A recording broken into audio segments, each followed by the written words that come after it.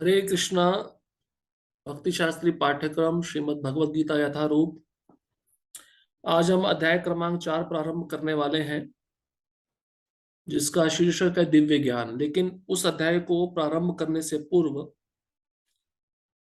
अध्याय तीसरे तीसरे अध्याय में हमने श्रवण किया था कि किस प्रकार से भगवान अर्जुन को प्रेरणा देते हैं कि अपने नियत कर्तव्य करो, चाहे वह कितने ही त्रुटिपूर्ण क्यों ना हो। दूसरों के कर्म करने की अपेक्षा अपने कर्म करना ज्यादा श्रेष्ठ है। भगवान इसकी बहुत विवेचना करते हैं और साथ ही साथ भगवान कहते हैं कि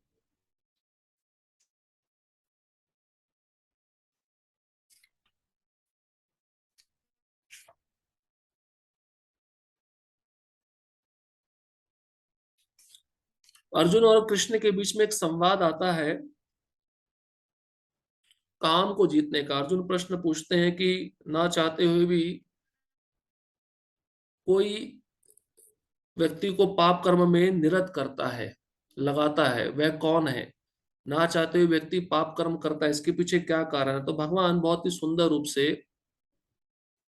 अर्जुन को बताते हैं इसके पीछे कारण रजोगुण तमोगुण है, जो काम और क्रोध को प्रेरणा देता है।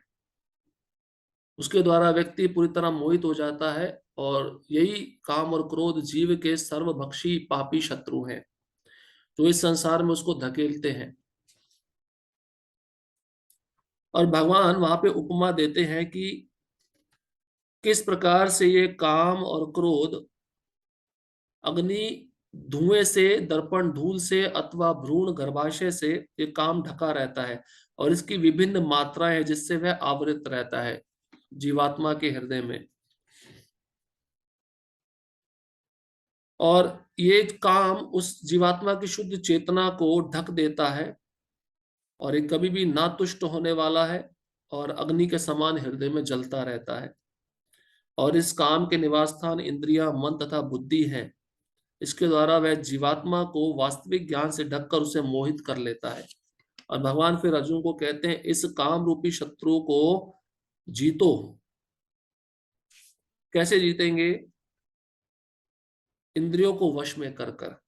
जब जैसे काम इंद्रियों में प्रवेश करे उसी समय इस काम को वहां पर रोक दो, इसका दमन करो, इसका वध करो।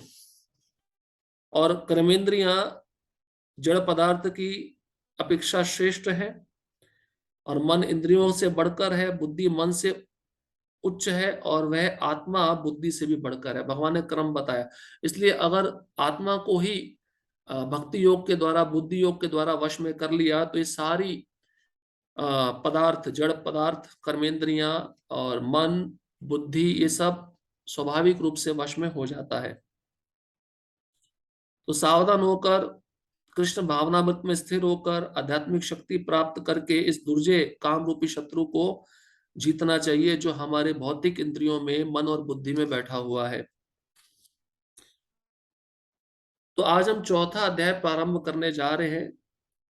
पहले इस चौथे अध्याय का हम तीसरे अध्याय से लिंक देख लेते हैं, क्या संबंध है। जैसे तीसरे अध्याय में भगवान ने अर्जुन को वर्णन किया कि किस प्रकार काम वासना भौतिक बंधन का कारण है और किस प्रकार काम वासना को सतर्क आध्यात्मिक बुद्धि द्वारा नियंत्रित करना चाहिए। शो क्रमांक तीसरे अध्याय के 36 से 43 तक काम वासना का वर्णन किए और साथ ही साथ काम वासना कैसे बंधन बना देती है मनुष्य के जीवन में और उसको आध्यात्मिक बुद्धि के द्वारा, भक्ति के द्वारा कैसे नियंत्रित करना चाहिए। अब चौथे अध्याय में भगवान अर्जुन को दिव्य ज्ञान प्रस्तुत करेंगे, जिसके द्वारा व्यक्ति को काम वासना के बंधन से बचाया जा सकता है। तो वही विषय अब इस चौथे अध्याय में भी प्रारंभ होगा और भगवान कृष्ण वर्णन करते कि कैसे उन्होंने स्वयं इस आध्यात्मिक ज्ञान को महान राजाओं को दिया, जो इसे शिक्षा, संस्कृति और भक्ति द्वारा नागरिकों को प्रदान करते हैं और इस प्रकार उन्हें मनुष्य जीवन के अवसर का उपयोग करने में मदद करते हैं। भगवान ये भी बताएंगे, मैंने ये ज्ञान अर्जुन खाली तुमको नहीं दिया है, पूर्व काल में जितने राजा हैं, ऋषि मुनि, उन सबको दिया है, जिससे इस ज्ञान को प्राप्त करके उनको मनुष्य जीवन में मदद मिली है उच्च स्तर पे जाने के लिए, आत्म साक्षात्कार प्राप्त करने के लिए। अब इस चौथे अध्याय के 6 विभाग हैं जिसको समझना बहुत जरूरी है। पहले 4 श्लोक हैं इस चौथे अध्याय के, जिसमें दिव्य ज्ञान की परंपरा का वर्णन करेंगे भगवान।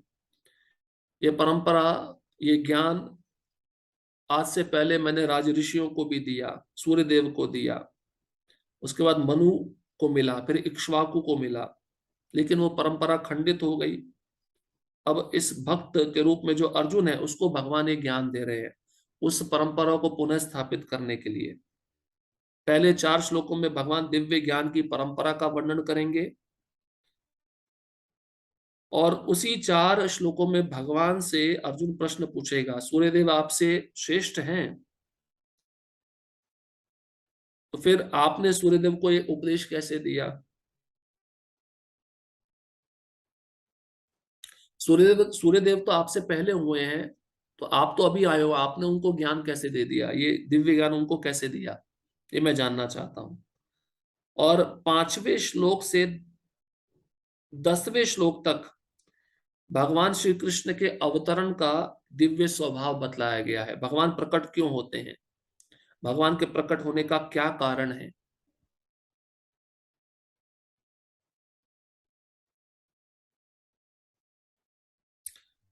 11वें श्लोक से 15वें श्लोक तक कृष्ण सभी मार्गों के सृष्टिकर्ता और पराकाष्ठा है। जैसे भगवान बताएंगे कि कृष्ण उपासक के भाव से आदान प्रदान करते हैं, उपासक का जैसा भाव रहता है उसके साथ वह आदान प्रदान करते हैं, और जिसको शीघ्र परिणाम प्राप्त करने होते हैं वह देवताओं के पास जाता है। और भगवान उसी श्रृंखला में बताएंगे भगवान कृष्ण ने ही 4 वर्णों का सृजन किया है। 4 वर्ण, ब्राह्मण क्षत्रिय वैश्य शूद्र, ये भगवान ने बनाए हैं।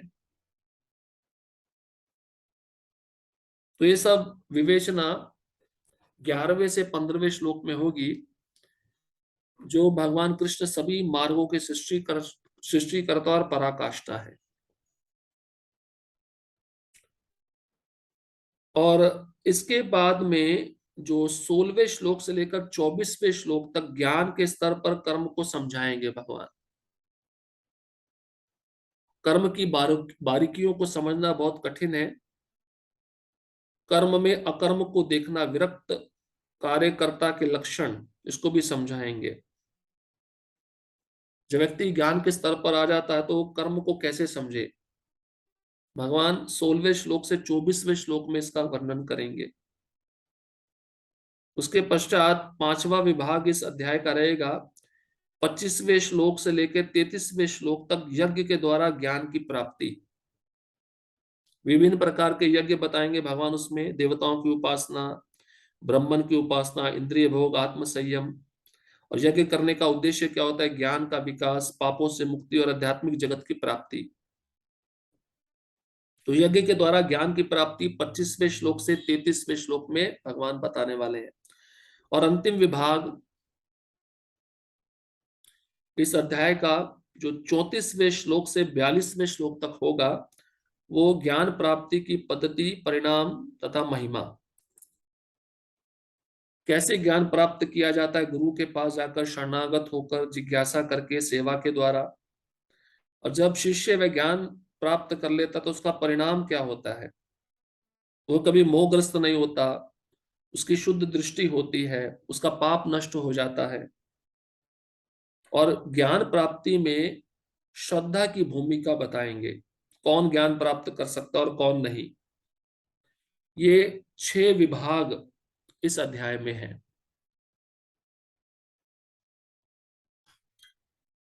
अब अब हम इस अध्याय को प्रारंभ करते हैं। भगवत गीता यथारूप अध्याय 4, इस अध्याय का शीर्षक दिव्य ज्ञान, श्लोक क्रमांक 1। श्री भगवान उवाच इमं विवस्वते योगं प्रोक्तावानमव्ययम् विवस्वान मनवे प्राह मनुरिक्ष्वा कवे अब्रवीत। अनुवाद, भगवान श्री कृष्ण ने कहा, मैंने इस अमर योग विद्या का उपदेश सूर्यदेव विवस्वान को दिया, और विवस्वान ने मनुष्यों के पिता मनु को उपदेश दिया, और मनु ने इसका उपदेश इक्ष्वाकु को दिया। यहाँ पर भगवान प्रथम 4 श्लोकों में परंपरा के विषय में बता रहे हैं, कैसे ये ज्ञान परंपरा में पहले उपस्थित था, उस परंपरा का वर्णन कर रहे हैं। तात्पर्य, यहाँ पर हमें भगवत गीता का इतिहास प्राप्त होता है। यह अत्यंत प्राचीन बताया गया है। जब इसे सूर्यलोक इत्यादि संपूर्ण लोकों के राजा को प्रदान किया गया था। समस्त लोकों के राजा विशेष रूप से निवासियों की रक्षा के निमित्त होते हैं। अतः राजन्य वर्ग को भगवत गीता की विद्या को समझना चाहिए, जिससे वह नागरिकों पर शासन कर सके और उन्हें काम रूपी भव बंधन से बचा सके। मानव जीवन का उद्देश्य भगवान के साथ अपने शाश्वत संबंध के आध्यात्मिक ज्ञान का विकास है, और सारे राज्यों तथा समस्त लोगों के शासनाध्यक्षों को चाहिए कि शिक्षा, संस्कृति तथा भक्ति द्वारा नागरिकों को यह पाठ पढ़ाए।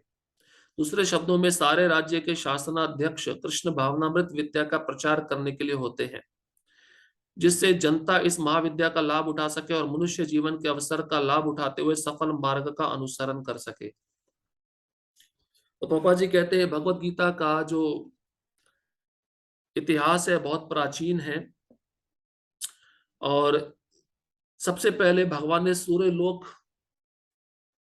इत्यादि संपूर्ण लोकों के राजा को यह ज्ञान प्रदान किया। और क्योंकि राजा का मुख्य कर्तव्य होता है निवासियों की रक्षा करना, और भगवत गीता की विद्या को राज्य में प्रदान करना, उस राज्य के निवासियों को प्रदान करना, जिससे वे राज्य के नागरिक इस विद्या को ग्रहण करके अपने को जन्म मृत्यु के चक्र से बचा सके। क्योंकि मानव जीवन का उद्देश्य भगवान के साथ अपना शाश्वत संबंध स्थापित करना है। सारे राज्यों के समस्त लोगों के शासन अध्यक्षों को चाहिए कि सबसे पहले भगवत गीता का ज्ञान वह ग्रहण करे और फिर दूसरों को प्रदान करें। इस मनवंतर में सूर्य देव विवस्वान कहलाता है, यानी सूर्य का राजा, जो सौर मंडल के अंतर्गत समस्त ग्रहों लोगों का उद्गम है। ब्रह्म संहिता में कहा गया है, 5वां अध्याय 52वां श्लोक, यह चक्षुरेश सविता सकल ग्रहाणाम राजा समस्त सुर मूर्ति रशेष तेजा यस्याग्न्या भ्रमति संवृत काल चक्रो गोविंदमादि पुरुषम तमहम भजामि। ब्रह्मा जी ने कहा, मैं उन श्री भगवान गोविंद की पूजा करता हूं जो आदि पुरुष हैं और जिनके आदेश से समस्त लोकों का राजा सूर्य प्रभूत शक्ति तथा ऊष्मा धारण करता है। यह सूर्य भगवान के नेत्र तुल्य है और यह उनकी आज्ञा अनुसार अपनी कक्षा को तय करता है। सूर्य सभी लोकों का राजा है तथा सूर्य देव विवस्वान सूर्य ग्रह पर शासन करता है, जो ऊष्मा तथा प्रकाश प्रदान करके अन्य समस्त लोगों को अपने नियंत्रण में रखता है। सूर्य कृष्ण के आदेश पर घूमता है और भगवान कृष्ण ने विवस्वान को भगवत गीता की विद्या समझाने के लिए अपना पहला शिष्य चुना। अतः गीता किसी मामूली सांसारिक विद्यार्थी के लिए कोई काल्पनिक भाष्य नहीं, अपितु ज्ञान का मानक ग्रंथ है जो अनंत काल से चला आ रहा है।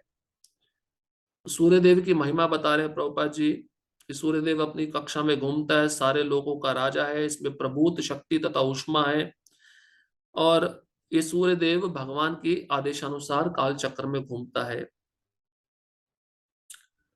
और इसकी रोशनी से ही ये सारे समस्त लोगों को अपने नियंत्रण में रखता है। तो प्रभुपाद जी कहते हैं भगवत गीता कोई साधारण ग्रंथ नहीं, इतना प्राचीन ग्रंथ है। सबसे पहले विद्यार्थी स्वयं सूर्यदेव हैं। ये कोई काल्पनिक भाष्य नहीं है, ये ज्ञान अनंत काल से चला आ रहा है। महाभारत में शांति पर्व 348.348वां अध्याय 51 और 52वें श्लोक में हमें गीता का इतिहास इस रूप में प्राप्त होता है। त्रेता युगादौ च ततो विवस्वान मनवे ददौ मनुष्य लोक भृत्यर्थम सुता इक्ष्वा कवे ददौ इक्ष्वा गुणा च कथितौ व्याप्य लोकान वस्थिता। त्रेता युग के आदि में विवस्वान ने परमेश्वर संबंधी इस विज्ञान का उपदेश मनु को दिया, और मनुष्यों के जनक मनु ने इसे अपने पुत्र इक्ष्वाकु को दिया। इक्ष्वाकु इस पृथ्वी के शासक थे और उस रघुकुल के पूर्वज थे जिसमें भगवान श्री राम ने अवतार लिया। इससे प्रमाणित होता है कि मानव समाज में महाराज इक्ष्वाकु के काल से ही भगवत गीता विद्यमान थी। तो देखिए इसका वर्णन महाभारत में भी है कि भगवत गीता इतना प्राचीन ग्रंथ है, इतना प्राचीन इतिहास है कि सूर्य वंशी राजा इसको ग्रहण करते थे और अपने प्रजा को प्रदान करते थे। भगवान राम जिस कुल में अवतरित हुए, उसी कुल में भगवान कृष्ण ने ज्ञान पहले सूर्य देव को दिया था। इस समय कलयुग के केवल 5,000 वर्ष व्यतीत हुए हैं, जबकि इसकी पूर्ण आयु 4,32,000 वर्ष है। इसके पूर्व द्वापर युग 8 लाख वर्ष था और इसके भी पूर्व त्रेता युग 12 लाख वर्ष था। इस प्रकार लगभग 20,05,000 वर्ष पूर्व मनु ने अपने शिष्य तथा पुत्र इक्ष्वाकु से, जो इस पृथ्वी के राजा थे, भगवत गीता कही। वर्तमान मनु की आयु लगभग 30 करोड़ 53 लाख वर्ष अनुमानित की जाती है, जिसमें से 12 करोड़ 4 लाख वर्ष बीत चुके हैं। यह मानते हुए कि मनु के जन्म के पूर्व भगवान ने अपने शिष्य सूर्यदेव विवस्वान को गीता सुनाई। मोटा अनुमान यह है कि गीता कम से कम 12 करोड़ 4 लाख वर्ष पहले कही गई और मानव समाज में यह 20 लाख वर्षों से विद्यमान रही। इसे भगवान ने लगभग 5,000 वर्ष पूर्व अर्जुन से पुनः कहा। गीता के अनुसार ही तथा इसके वक्ता भगवान कृष्ण के कथन के अनुसार यह गीता के इतिहास का मोटा अनुमान है। सूर्यदेव विवस्वान को इसलिए गीता सुनाई गई क्योंकि वह क्षत्रिय था और उन समस्त क्षत्रियों का जनक है जो सूर्यवंशी हैं। क्योंकि भगवत गीता वेदों के ही समान है, क्योंकि इसे श्री भगवान ने कहा था, अतः ये ज्ञान अपौरुषीय है। चूंकि वैदिक आदेशों को यथारूप में बिना किसी मानवीय विवेचना के स्वीकार किया जाता है, फलतः गीता को भी किसी सांसारिक विवेचना के बिना स्वीकार किया जाना चाहिए। संसारी तार्किक जन अपनी अपनी विधि से गीता के विषय में चिंतन कर सकते, किंतु ये यथारूप भगवत गीता नहीं है। अतः भगवत गीता को गुरु परंपरा से यथारूप में ग्रहण करना चाहिए। यहाँ पर यह वर्णन हुआ है कि भगवान ने इसे सूर्यदेव से कहा, सूर्यदेव ने अपने पुत्र मनु से और मनु ने अपने पुत्र इक्ष्वाकु से कहा। तो प्रभुपाद जी ने पूरा इतिहास बता दिया कि भगवत गीता कितनी पुरानी है और 4 युगों के जो आयु है उसका भी वर्णन किया। उसके अनुसार ये भगवत गीता लगभग 12 करोड़ 4 लाख वर्ष पहले बताई गई और मानव समाज में गीता 20 लाख वर्ष पहले से रही है और कलयुग को शुरू हुए 5,000 वर्ष हुए हैं। तो इस प्रकार से गीता ये सबसे प्राचीन ग्रंथ है और ये अपौरुषीय। अपौरुषीय मतलब किसी साधारण पुरुष ने इसको नहीं बताया। साधारण पुरुष के अंदर 4 दोष होते हैं, वे 4 दोष भगवान में नहीं है, क्योंकि भगवान ने स्वयं इस गीता को सुनाया है और गीता को सुनाने के पश्चात बिना किसी विवेचना के सूर्य देव ने उसको यथारूप में स्वीकार कर लिया। लेकिन आजकल के जो आधुनिक तार्किक जन हैं, अपनी अपनी विधि से गीता के विषय पर चिंतन करते हैं, टीका करते हैं और वह यथारूप भगवत गीता नहीं है, क्योंकि भगवान के शब्दों के अनुसार उसको नहीं लिखा जा रहा, नहीं बोला जा रहा। इसलिए प्रभुपाद जी कहते हैं परंपरा का महत्व है। इस भगवत गीता को गुरु परंपरा में ही यथारूप में स्वीकार करना चाहिए। जैसे भगवान ने सूर्यदेव से कहा, सूर्यदेव ने अपने पुत्र मनु से कहा और मनु ने अपने पुत्र इक्ष्वाकु से ज्ञान कहा। श्लोक क्रमांक 2, एवं परंपरा प्राप्तम इमं राजर्षयो विदु साकालिने महता योगो नष्ट परंतपा। इस प्रकार यह परम विज्ञान गुरु परंपरा द्वारा प्राप्त किया गया और राज ऋषियों ने इसी विधि से इसे समझा, किंतु काल क्रम में यह परंपरा छिन्न हो गई, अतः यह विज्ञान यथारूप में लुप्त हो गया लगता है। तो अब भगवान स्वयं कहते हैं अर्जुन को, यह जो विज्ञान है भगवत गीता का गुरु परंपरा से प्राप्त किया गया था और राज ऋषियों ने इसे विधि से समझा था। विधि मतलब गुरु से स्वीकार किया था, लेकिन बहुत काल बीत गया, उस काल क्रम के अनुसार यह परंपरा खत्म हो गई, छिन्न हो गई और ये ज्ञान लुप्त हो गया। इसलिए तो भगवान को आवश्यकता हुई है ज्ञान पुनः देने की, इसलिए अर्जुन को निमित्त बनाकर वह ज्ञान हमको प्रदान कर रहे हैं। तात्पर्य ये यहाँ स्पष्ट कहा गया है कि गीता विशेष रूप से राज ऋषियों के लिए थी, क्योंकि वह इसका उपयोग प्रजा के ऊपर शासन करने में करते थे। निश्चय ही भगवत गीता कभी भी आसुरी पुरुषों के लिए नहीं थी, जिनसे किसी को भी इसका लाभ ना मिलता और जो अपनी अपनी सनक के अनुसार विभिन्न प्रकार की विवेचना करते। अच्छा, कारण बताया गया राज ऋषियों को ये ग्रंथ क्यों स्वीकार करना चाहिए, क्योंकि इसमें सारा ज्ञान है कि प्रजा पे शासन कैसे किया जाए, प्रजा को आध्यात्मिक ज्ञान कैसे प्रदान किया जाए। इसलिए प्रभुपाद जी कहते हैं ये ग्रंथ असुरों के लिए नहीं है, जो अपने मन के अनुसार कुछ भी तार्किक शब्द गढ़ देते हैं अपने सनक के अनुसार, गीता की विवेचना करते हैं। ये ग्रंथ उन लोगों के लिए नहीं है, क्योंकि ऐसा ग्रंथ उन लोगों को कभी भी समझ में नहीं आएगा। अतः जैसे ही असाधु भाष्यकारों के निहित स्वार्थों से गीता का मूल उद्देश्य उच्छिन्न हुआ, वैसे ही पुनः गुरु परंपरा स्थापित करने की आवश्यकता प्रतीत हुई। तो भगवान ने भी देखा भी परंपरा छिन्न हो गई है, ये आसुरी लोग आकर अपना अपना मंतव्य व्यक्त कर रहे हैं, तो अभी जरूरत है गीता को पुनः स्थापित करने की। भगवान इसलिए आकर अर्जुन को ये गीता का ज्ञान प्रदान किए। 5000 वर्ष पूर्व भगवान ने स्वयं देखा कि गुरु परंपरा टूट चुकी है, था उन्होंने घोषित किया कि गीता का उद्देश्य नष्ट हो चुका है।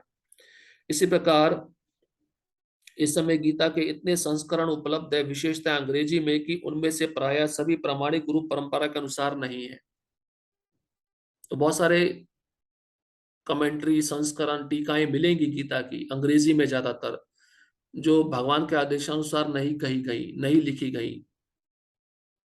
तो उसको पढ़ना नहीं चाहिए, क्योंकि उसमें अपना सब तार्किक बुद्धि लगाई गई है।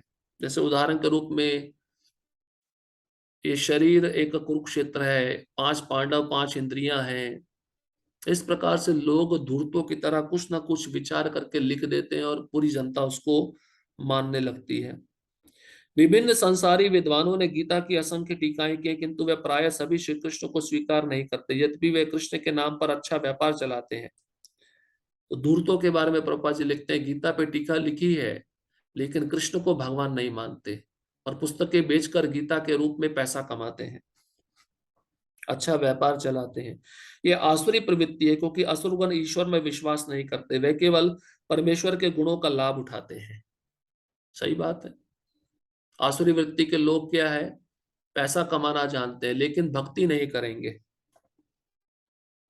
अतः अंग्रेजी में गीता के एक संस्करण की नितांत आवश्यकता थी, जो परंपरा गुरु परंपरा से प्राप्त हो। प्रस्तुत प्रयास इसी आवश्यकता की पूर्ति के उद्देश्य से किया गया। भगवत गीता यथारूप मानवता के लिए महान वरदान है, किंतु यदि इसे मानसिक चिंतन समझा जाए तो यह समय का अपव्यय होगा। तो प्रभुपाद कहते हैं वर्तमान स्थिति में एक अच्छे टीका की आवश्यकता थी। प्रभुपाद जी अपनी गीता के बारे में कह रहे हैं, जिसको पढ़कर व्यक्ति भगवान का भक्त बन सकता है। लेकिन अगर इस गीता को पढ़कर कोई मानसिक चिंतन करेगा, वो समय की बर्बादी है। इसलिए ये ग्रंथ प्रभुपाद जी ने मनुष्य समाज की आवश्यकता के अनुसार लिखा। श्लोक क्रमांक 3, स एवायं मया त्यद योग प्रोक्ता पुरातना भक्तोऽसि मे सखा चेति रस्य हेतु उत्तमम्। भगवान कारण बता रहे, मैं गीता अर्जुन को क्यों सुना रहा हूं। अर्जुन को कहते हैं भगवान, मैं गीता तुमको इसलिए कह रहा हूं, तुम मेरे भक्त हो, मेरे सखा हो, मेरे मित्र हो। भक्तों सी में सखा चेती, ये रहस्य है गीता को समझने का।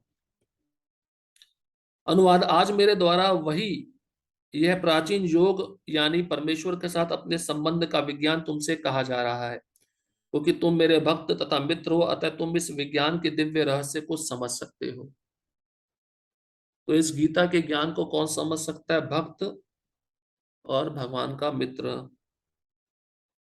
तात्पर्य, मनुष्यों की दो श्रेणियां हैं, भक्त तथा असुर। भगवान ने अर्जुन को इस विद्या का पात्र इसलिए चुना क्योंकि वह उनका भक्त था, किंतु असुर के लिए इस परम गुह्य विद्या को समझ पाना संभव नहीं है। इस परम ज्ञान ग्रंथ के अनेक संस्करण उपलब्ध हैं, इनमें से कुछ भक्तों की टीकाएं हैं और कुछ असुरों की। जो टीकाएं भक्तों द्वारा की गई है वह वास्तविक है, किंतु जो असुरों द्वारा की गई है वह व्यर्थ है। अर्जुन श्री कृष्ण को भगवान के रूप में मानता है, अतः जो गीता भाष्य अर्जुन के पद चिन्हों का अनुसरण करते हुए किया गया है वह इस परम विद्या के पक्ष में वास्तविक सेवा है।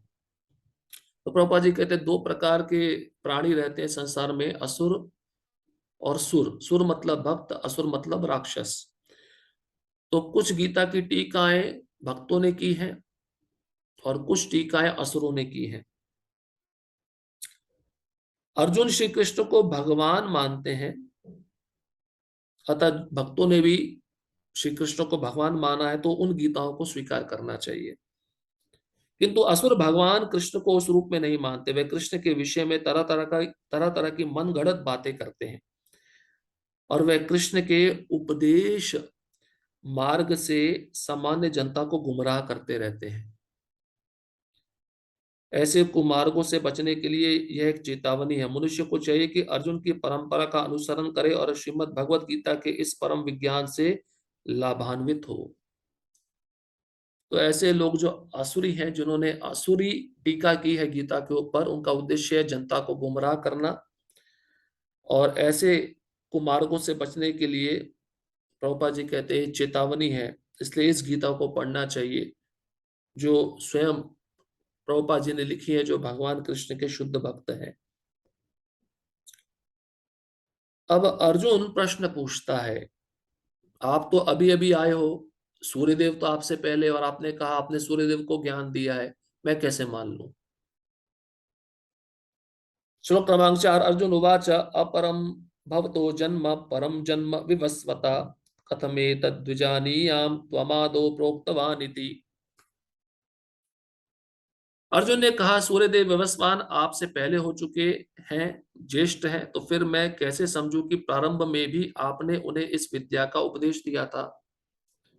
अर्जुन का ये प्रश्न हमारे लिए है।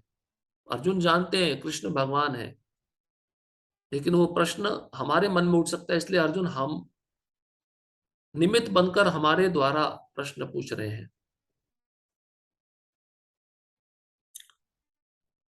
तात्पर्य, जब अर्जुन भगवान का माना हुआ भक्त है, तो फिर उसे कृष्ण के वचनों पर विश्वास क्यों नहीं हो रहा था।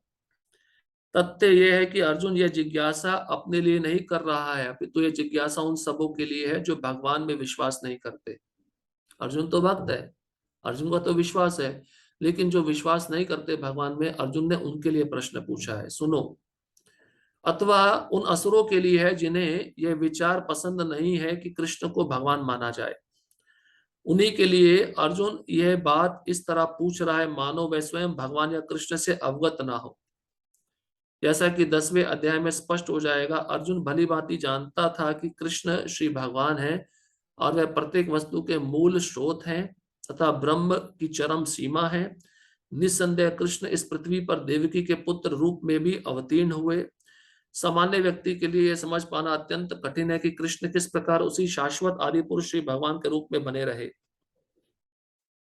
अतः इस बात को स्पष्ट करने के लिए अर्जुन ने कृष्ण से यह प्रश्न पूछा, जिससे वे ही प्रामाणिक रूप में बताएं, क्योंकि कृष्ण के मुख से उत्तर आएगा तो ये प्रमाण बन जाएगा, इसलिए लोग स्वीकार कर लेंगे।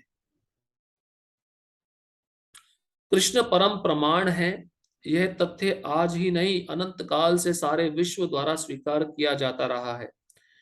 केवल असुर ही इसे अस्वीकार करते रहे, जो भी हो, चूंकि कृष्ण सर्व स्वीकृत परम प्रमाण है, अतः अर्जुन उन्हीं से प्रश्न करता है जिससे कृष्ण स्वयं बताएं और असुर तथा उनके अनुयायी जिस भांति अपने लिए तोड़ मरोड़ करके उन्हें प्रस्तुत करते रहे, उससे बचा जा सके। तो अर्जुन का यह प्रश्न नास्तिकों के लिए है जो कृष्ण को भगवान नहीं मानते।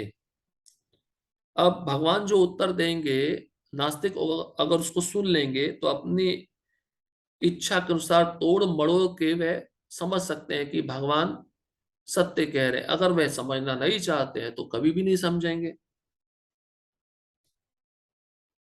क्योंकि प्रभुपाद जी प्रमाण दिए हैं कि 10वें अध्याय में कृष्ण, क्षमा करिए, अर्जुन स्वीकार करेंगे कि कृष्ण ही भगवान है। यह प्रत्येक व्यक्ति के लिए आवश्यक है कि अपने कल्याण के लिए वह कृष्ण विद्या को जाने। अतः जब कृष्ण स्वयं अपने विषय में बोल रहे हो तो ये सारे विश्व के लिए शुभ है। कृष्ण द्वारा की गई ऐसी व्याख्याएं असुरों को भले ही विचित्र लगे, क्योंकि वह अपने ही दृष्टिकोण से कृष्ण का अध्ययन करते हैं, किंतु जो भक्त हैं वह साक्षात कृष्ण द्वारा उच्चरित वचनों का हृदय से स्वागत करते हैं। भक्तगण कृष्ण के ऐसे प्रामाणिक वचनों की सदा पूजा करेंगे, क्योंकि वह लोग उनके विषय में अधिकाधिक जानने के लिए उत्सुक रहते हैं। इस तरह नास्तिक गण जो कृष्ण को सामान्य व्यक्ति मानते हैं, वे भी कृष्ण को अति मानव, सच्चिदानंद विग्रह, दिव्य, त्रिगुणातीत तथा दिक्काल के प्रभाव से परे समझ सकेंगे। अर्जुन की कोटि के श्री कृष्ण भक्त को कभी भी श्री कृष्ण के दिव्य स्वरूप के विषय में कोई भ्रम नहीं हो सकता। अर्जुन द्वारा भगवान के समक्ष ऐसा प्रश्न उपस्थित करने का उद्देश्य उन व्यक्तियों की नास्तिकतावादी प्रवृत्ति को चुनौती देना था, जो कृष्ण को भौतिक प्रकृति के गुणों के अधीन एक सामान्य व्यक्ति मानते हैं। तो सार यही है इस तात्पर्य का। अर्जुन ने प्रश्न पूछा है नास्तिकवादी लोगों के लिए, जो कृष्ण को भगवान के रूप में स्वीकार नहीं करते। अब कृष्ण उत्तर देंगे तो ये लोग शायद कृष्ण को अति मानव, सच्चिदानंद विग्रह, दिव्य, त्रिगुणातीत समझ पाए। तो भगवान अपने मुख से अब उत्तर देंगे। श्लोक क्रमांक 5। श्री भगवान उवाच बहुनी मे व्यतीतानि जन्मानि तव चार्जुन तान्यं वेद सर्वाणि न त्वं वेद परन्तप। अब यहाँ से भगवान अपने जन्म के प्राकट्य का कारण बताएंगे। मैं क्यों प्रकट होता हूँ, उसके पीछे क्या उद्देश्य है। श्री भगवान ने कहा, तुम्हारे तथा मेरे अनेकानेक जन्म हो चुके हैं, मुझे तो उन सबका स्मरण है, किंतु हे परंतप तुम्हें उनका स्मरण नहीं रह सकता है। भगवान जब कृष्ण रूप में कंस के कारावास में प्रकट हुए देवकी के गर्भ से, तो वहां पर भी भगवान ने देवकी और वसुदेव को अपने पूर्व जन्मों का वृत्तांत सुनाया। मैं पहले वामन था, कश्यप दिति, ऋषभ और अदिति मेरे माता पिता थे। फिर उससे पहले मेरे कृष्णि गर्भ बना, जिसमें मेरे माता पिता कृष्णि सुतपा बने। और अब मेरा ये जन्म है, मैं आपके द्वारा प्रकट हुआ हूं। तो भगवान अपने जन्मों का वर्णन सब जानते हैं, क्योंकि उनका दिव्य शरीर है, प्रकृति के 3 गुणों से बना नहीं हुआ। हमारा शरीर प्रकृति के 3 गुणों से बना है। हमें कल का वस्तु याद नहीं रहता, क्या खाया है, क्या पहना है, क्या सोच रहे थे। लेकिन भगवान को सब याद है, केवल अपने बारे में ही नहीं, सब जीवों के बारे में। एक एक घटना जीव जो करता है उसका स्पष्ट वर्णन भगवान कर सकते हैं, उसका सारा रिकॉर्ड कृष्ण के पास है। इसलिए भगवान यहाँ पे अर्जुन को कहते हैं, तुम्हारे भी बहुत सारे जन्म हो चुके हैं, मेरे भी बहुत सारे जन्म हो चुके हैं, लेकिन तुम सब जन्मों को भूल चुके हो। मुझे सारे जन्म याद हैं, केवल अपने ही नहीं, तुम्हारे भी जन्म याद हैं, लेकिन तुम उसका स्मरण नहीं कर सकते। मैं स्मरण कर सकता हूं, इसलिए मैंने सूर्यदेव को एक गीता का ज्ञान दिया।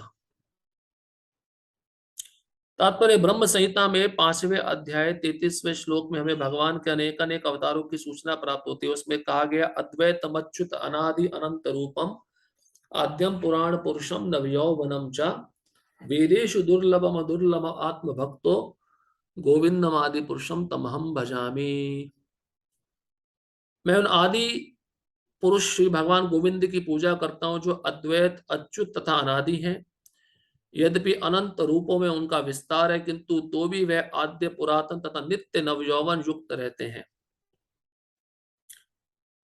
श्री भगवान के ऐसे सच्चिदानंद रूप को प्रायः श्रेष्ठ वैदिक विद्वान जानते हैं, किंतु विशुद्ध अनन्य भक्तों को तो उनके दर्शन नित्य ही होते रहते हैं। तो भगवान कैसे हैं?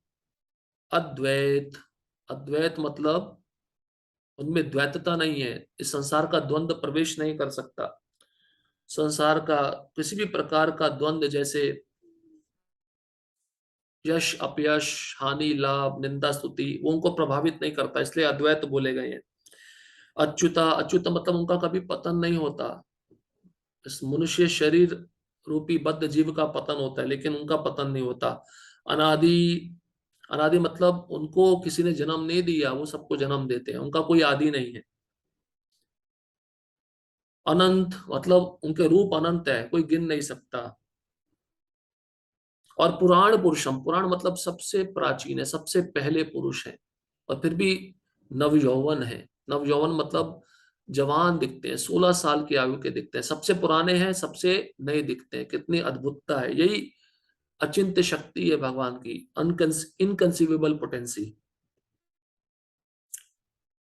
तो ब्रह्मा जी कहते हैं भगवान गोविंद की मैं पूजा करता हूं, जो अद्वैत है, अच्युत है, अनादि है, अनंत है और पुरातन है, नित्य नवयौवन है। और वैदिक विद्वान इस सच्चिदानंद रूप को केवल भक्ति के द्वारा ही जान सकते हैं। ऐसे भक्त भगवान का नित्य दर्शन करते रहते हैं। ब्रह्म संहिता में 5वां अध्याय 39वें श्लोक में यह भी कहा गया है, रामादिमूर्ति शुक्ला नेमे नतिष्ठन नानावतारम अकरोत् भुवनेषु किंतु कृष्णा स्वयं समभवत् परमः पुमान् यो गोविंदमादि पुरुषम तमहं भजामि।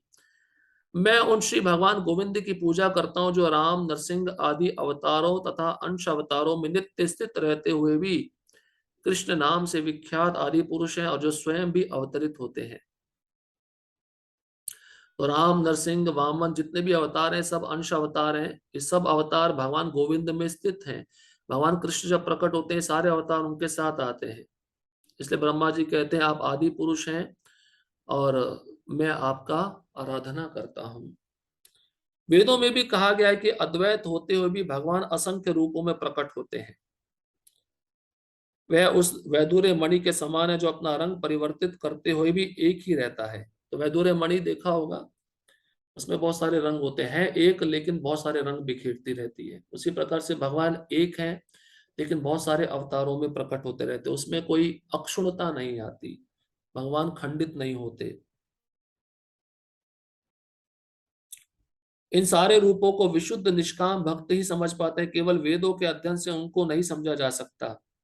भक्ति के द्वारा ही भगवान को समझ सकते हैं, वेद पढ़ के नहीं समझ सकते।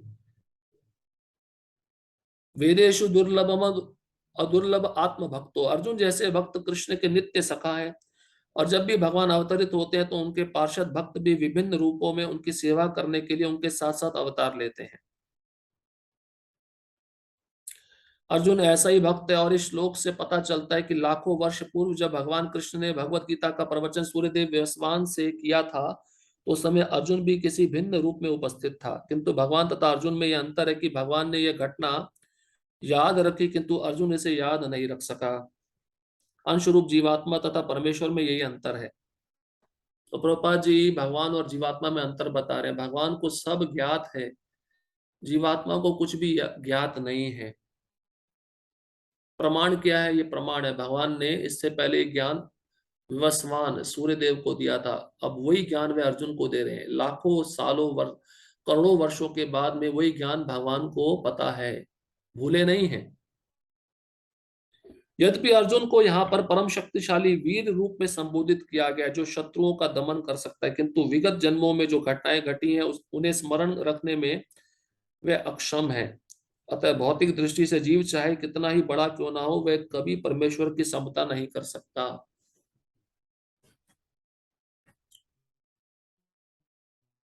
भगवान का नित्य संगी निश्चित रूप से मुक्त पुरुष होता है किंतु वह भगवान के तुल्य नहीं होता। भगवान तो एक ही है, वो है कृष्ण। भक्त भी मुक्त होते हैं लेकिन भगवान के समतुल्य नहीं हो सकते।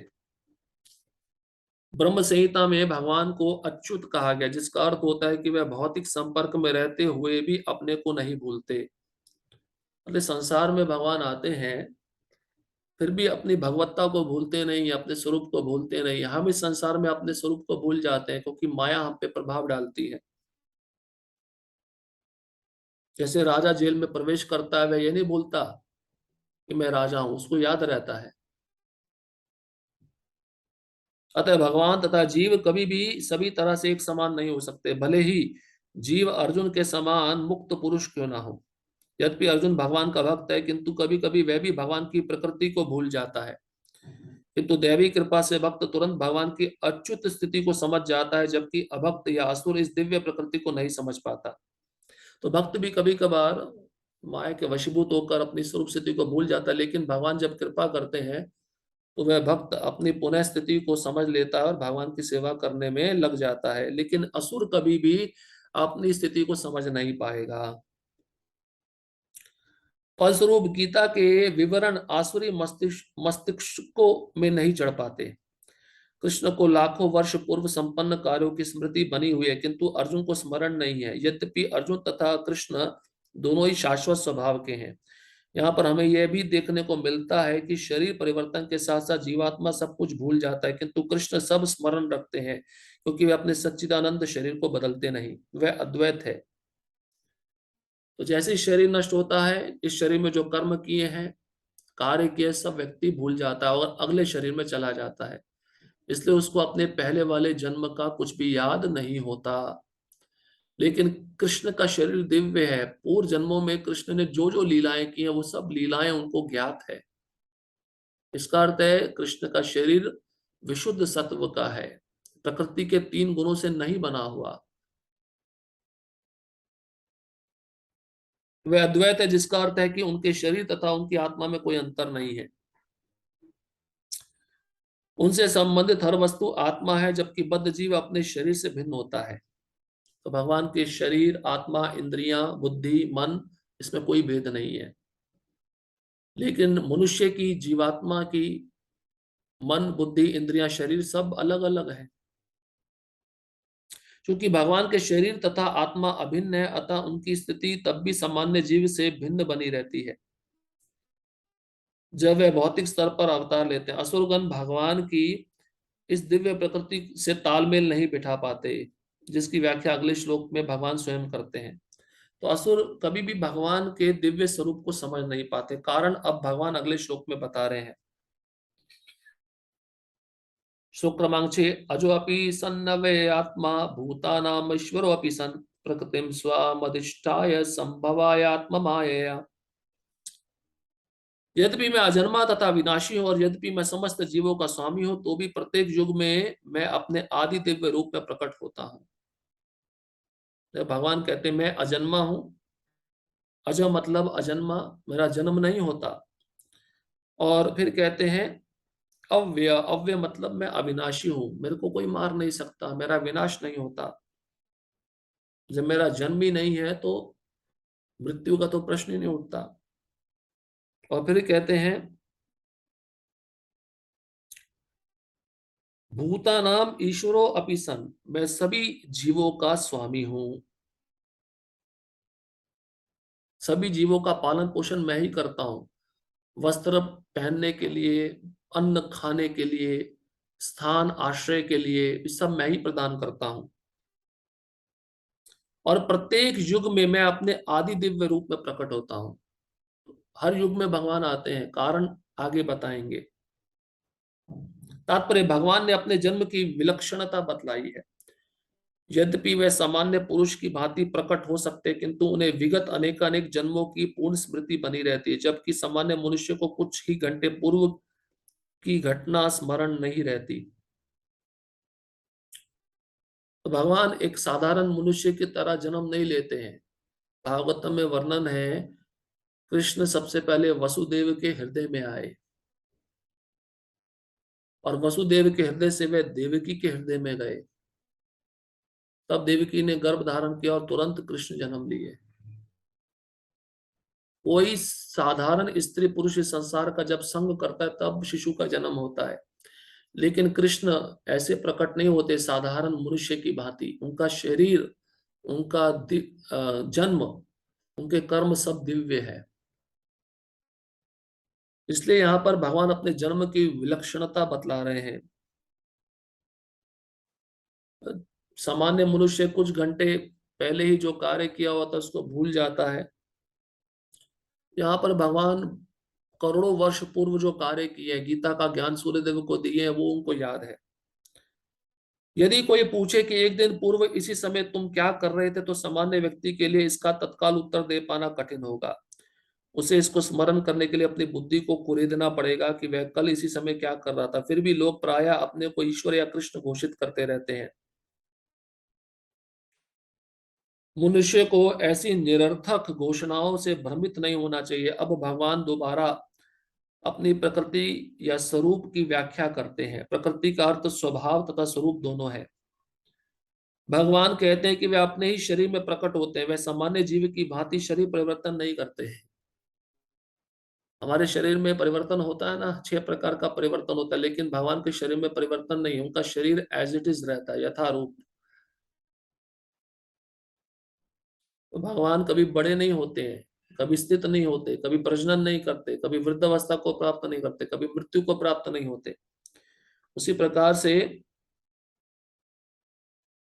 ये शरीर में 6 प्रकार के परिवर्तन होते हैं। इस जन्म में बद्ध जीव का एक प्रकार का शरीर हो सकता है, किंतु अगले जन्म में दूसरा शरीर रहता है। भौतिक जगत में जीव का कोई स्थायी शरीर नहीं है, अपितु वह एक शरीर से दूसरे में ध्यांतरण करता रहता है। ये भी कारण बता रहे हैं। भगवान का शरीर शाश्वत है। जिस शरीर में वे आते हैं उसी शरीर में जाते हैं, फिर दूसरा शरीर नहीं लेते वो, इसलिए उनको सब कुछ याद है। लेकिन मनुष्य का शरीर कैसा होता है? आज एक शरीर है, अभी मृत्यु को प्राप्त हो जाएगा, दूसरे शरीर में जाना पड़ेगा कर्म के अनुसार, फिर तीसरा शरीर में। इस कारण से जीवात्मा अपने क्रियाओं को, कर्मों को भूल जाता है। किंतु भगवान ऐसा नहीं करते। जब भी वे प्रकट होते हैं तो अपनी अंतरंगा शक्ति से वे अपने उसी आद्य शरीर में प्रकट होते हैं। इसलिए इस श्लोक में अंतिम शब्द है संभावामी आत्म मायया। मैं अवतार लेता हूं अपनी अंतरंगा शक्ति से अवतार लेता हूं। हम जीवात्मा भौतिक शक्ति से आते हैं और भगवान आध्यात्मिक अंतरंगा शक्ति से आते हैं, इसलिए उनका शरीर बदलता नहीं। दूसरे शब्दों में श्री कृष्ण इस जगत में अपने आदि शाश्वत स्वरूप में 2 भुजाओं में बांसुरी धारण किए अवतरित होते हैं। वे इस भौतिक जगत से निष्कलुषित रहकर अपने शाश्वत शरीर सहित प्रकट होते हैं। यद्यपि वे अपने उसी दिव्य शरीर में प्रकट होते हैं और ब्रह्मांड के स्वामी होते हैं, तो भी ऐसा लगता है कि वे सामान्य जीव की भांति प्रकट हो रहे हैं। तो भगवान का शाश्वत स्वरूप क्या है, माधुर्य स्वरूप क्या है? द्विभुज मुरलीधर रूप। भगवान उस रूप में आते हैं, लेकिन दिखने में ऐसा लगता है एक साधारण मनुष्य की तरह आए हैं, लेकिन है नहीं, क्योंकि वो अपनी अंतरंगा शक्ति से प्रकट होते हैं। यद्यपि उनका शरीर भौतिक शरीर की भांति क्षीण नहीं होता, फिर भी ऐसा प्रतीत होता है कि भगवान कृष्ण बालपन से कुमारावस्था तथा कुमारावस्था से तरुणावस्था प्राप्त करते हैं। किंतु आश्चर्य तो यह है कि वह कभी युवावस्था से आगे नहीं बढ़ते।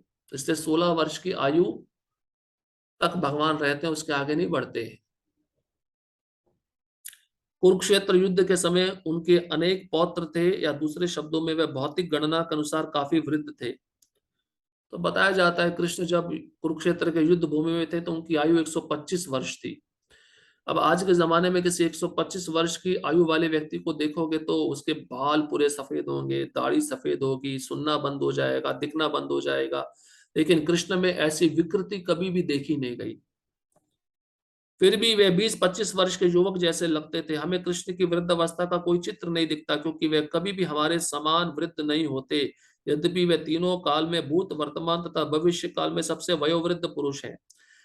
ना तो उनका शरीर है, ना ही बुद्धि कभी क्षीण होती है, बदलती आता है। यह स्पष्ट है कि इस जगत में रहते हुए भी वे उसी अजन्मा सच्चिदानंद रूप वाले हैं, जिनके दिव्य शरीर तथा बुद्धि में कोई परिवर्तन नहीं होता। तो भगवान का शरीर ना भूतकाल में बदलता है, ना वर्तमान स्थिति में बदलता है, ना भविष्य काल में बदलेगा। और हमारा शरीर तीनों काल में बदलता है। वस्तुतः उनका आविर्भाव और तिरोभाव सूर्य के उदय तथा अस्त के समान है, जो हमारे सामने से घूमता हुआ हमारी दृष्टि से ओझल हो जाता है।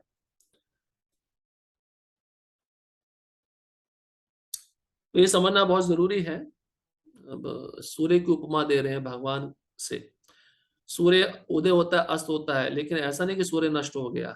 यहाँ पे अस्त हुआ है तो पाश्चात्य जगत में उदय हो गया।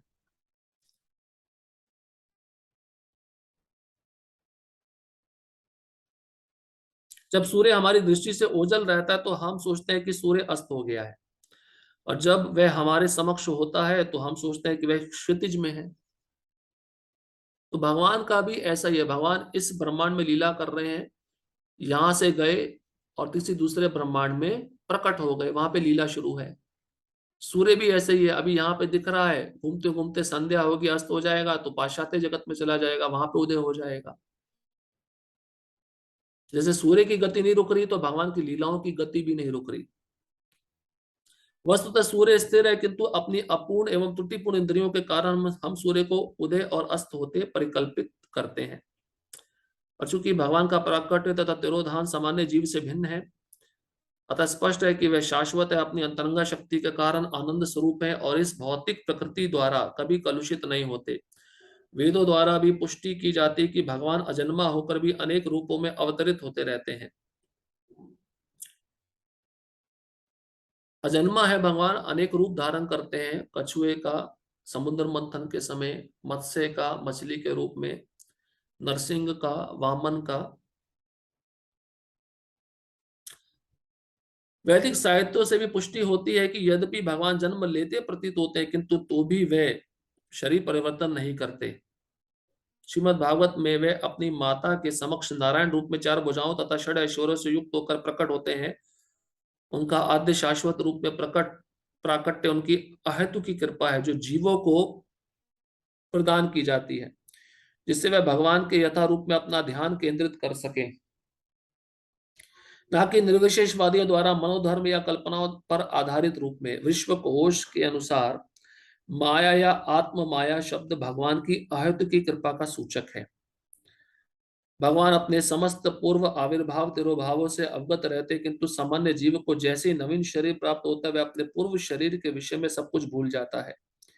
वे समस्त जीवों के स्वामी, क्योंकि इस धरा पर रहते हुए वे आश्चर्यजनक तथा अति मानवीय लीलाएं करते रहते हैं। अतः भगवान निरंतर वही परम सत्य रूप है और उनके स्वरूप तथा आत्मा में या उनके गुण तथा शरीर में कोई अंतर नहीं होता। अब यह प्रश्न किया जा सकता है कि संसार में भगवान क्यों आविर्भूत और तिरोभूत होते रहते हैं। अगले श्लोक में इसकी व्याख्या की गई है।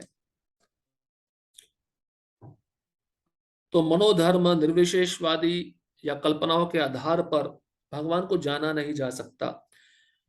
भगवान को वही जान सकता है जो भगवान का भक्त है, और भगवान उस भक्त पर अपनी अहेतु की कृपा प्रदर्शित करते हैं। तो भगवान का आना, भगवान का जाना, ये भक्त को पर विशेष कृपा है, जिससे भक्त भगवान की लीलाओं का श्रवण कर सके, उनको देख सके। प्रभुपाद जी कहते हैं भगवान अपने आने का और जाने का इससे अवगत रहते हैं, उनको पता रहता है मुझे कब आना है और कब जाना है, लेकिन जीव को पता नहीं है मैं कब आता हूं कब जाता हूं। और जैसे ही किसी सामान्य व्यक्ति को नया शरीर मिलता है, पहले वाले शरीर में जो भी उसने किया है वह सब कुछ भूल जाता है। लेकिन कृष्ण जब आते हैं, भगवान जब आते हैं, तो आश्चर्यजनक तथा अति मानवीय लीलाएं करते हैं। जैसे भगवान राम के रूप में उन्होंने सेतु बांधा, भगवान कृष्ण के रूप में उन्होंने गोवर्धन को उठाया, दावानल का पान किया, कालिया नाग को नाथा। इसी प्रकार से भगवान का जो रूप है वो परम सत्य रूप है, और उनके आत्मा, उनके स्वरूप, उनके गुण, उनके शरीर में कोई अंतर नहीं होता। अब आगे भगवान बताते हैं मैं अवतार इस तरह से लेता हूं, लेकिन मेरे अवतार का प्रयोजन क्या है, उद्देश्य क्या है, मैं क्यों आता हूं। स्वक्रमांसात् यदा यदा हि धर्मस्य ग्लानिर्भवति भारत अभ्युत्थानमधर्मस्य तदात्मानं सृजाम्यहम्। हे भरतवंशी, जब भी और जहां भी धर्म का पतन होता है और अधर्म की प्रधानता होने लगती है, तब तब मैं अवतार लेता हूं। तात्पर्य यहाँ पर सृजामी शब्द महत्वपूर्ण है। सृजामी सृष्टि के अर्थ में नहीं प्रयुक्त हो सकता, क्योंकि पिछले श्लोक के अनुसार भगवान के स्वरूप या शरीर की सृष्टि नहीं होती, क्योंकि उनके सारे स्वरूप शाश्वत रूप से रहते विद्यमान रहने वाले हैं। अतः सृजामी का अर्थ है भगवान स्वयं यथा रूप में प्रकट होते हैं। सृजामी मतलब सृष्टि का बनना। तो भगवान का शरीर बनता नहीं है, भगवान पहले से ही प्रकट रहते हैं यथा रूप में। यद्यपि भगवान कार्यक्रमानुसार अर्थात ब्रह्मा के एक दिन में 7वें मनु के 28वें युग में द्वापर के अंत में प्रकट होते हैं, तो ऐसा जरूरी नहीं कि भगवान हर द्वापर युग में आते हैं। यहाँ पे बताया गया है ब्रह्मा के एक दिन में 7वां मनु, भगवान 8वें मनु में भी नहीं आते, 29वें द्वापर युग में भी नहीं आते, 30वें द्वापर युग में नहीं आते। उन्होंने चुना है सात, ब्रह्मा जी का एक दिन में 7वां मनु और 28वें द्वापर युग के अंत में प्रकट होते हैं। तो ये जो युग गया था द्वापर युग, ये 28वां द्वापर युग था, और ब्रह्मा जी के पहले दिन के 7वां मनु था। किंतु वह इस नियम का पालन करने के लिए बाध्य नहीं है, क्योंकि वह स्वेच्छा से कर्म करने के लिए स्वतंत्र है। अब भगवान चाहे तो किसी भी द्वापर युग में आ सकते हैं, बाध्य नहीं है, नीति नियम उन पे लागू नहीं होते। अतः जब भी अधर्म की प्रधानता तथा धर्म का लोप होने लगता है तो वे स्वेच्छा से प्रकट होते हैं। अब मान लीजिए भगवान 30वें द्वापर युग में होते आते, क्षमा करिए, भगवान 30वें द्वापर द्वापर युग में नहीं आते और हम उस द्वापर युग में रहते तो हमें गीता का ज्ञान मिल पाता क्या? तो हम कितने भाग्यशाली हैं। 5000 वर्ष पूर्व ही भगवान गीता का ज्ञान देकर गए और ये हमको मिल रहा है, हम उसको स्वीकार कर रहे हैं। इसलिए यहाँ पर भगवान के इस ज्ञान को बहुत गंभीरता पूर्वक स्वीकार करना चाहिए। धर्म के नियम वेदों में दिए हुए हैं और यदि इन नियमों के पालन में कोई त्रुटि आती है तो मनुष्य अधार्मिक हो जाता है। श्रीमद् भागवत में बतलाया गया है कि ऐसे नियम भगवान के नियम है, केवल भगवान ही किसी धर्म की व्यवस्था कर सकते हैं। जैसे राज्य के नियम राज्य सरकार बनाती है, वही बदल सकती है, मनुष्य नहीं बदल सकता। राज्य सरकार का नियम है लाल बत्ती पे रुकना है, तो हम अपना नियम बना ले लाल बत्ती पे तो हम चलेंगे, रुकेंगे नहीं तो दंड मिलेगा। इसी प्रकार से वेद में जो नियम है वो भगवान ने बनाए हैं और वही व्यवस्था करते हैं, और जो उन वेदों के नियमों को नहीं मानता उसे दंड मिलता है। वेद भी मूलतः ब्रह्मा के हृदय में से भगवान द्वारा उच्चरित माने जाते हैं। अतः धर्म के नियम भगवान के प्रत्यक्ष आदेश है। धर्मम तो साक्षात भगवत प्रणीतम। भगवत गीता में आद्योपांत इन्हीं नियमों का संकेत है। वेदों का उद्देश्य परमेश्वर के आदेशानुसार ऐसे नियमों की स्थापना करना है और गीता के अंत में भगवान स्वयं आदेश देते हैं कि सर्वोच्च धर्म उनकी ही शरण ग्रहण करना है।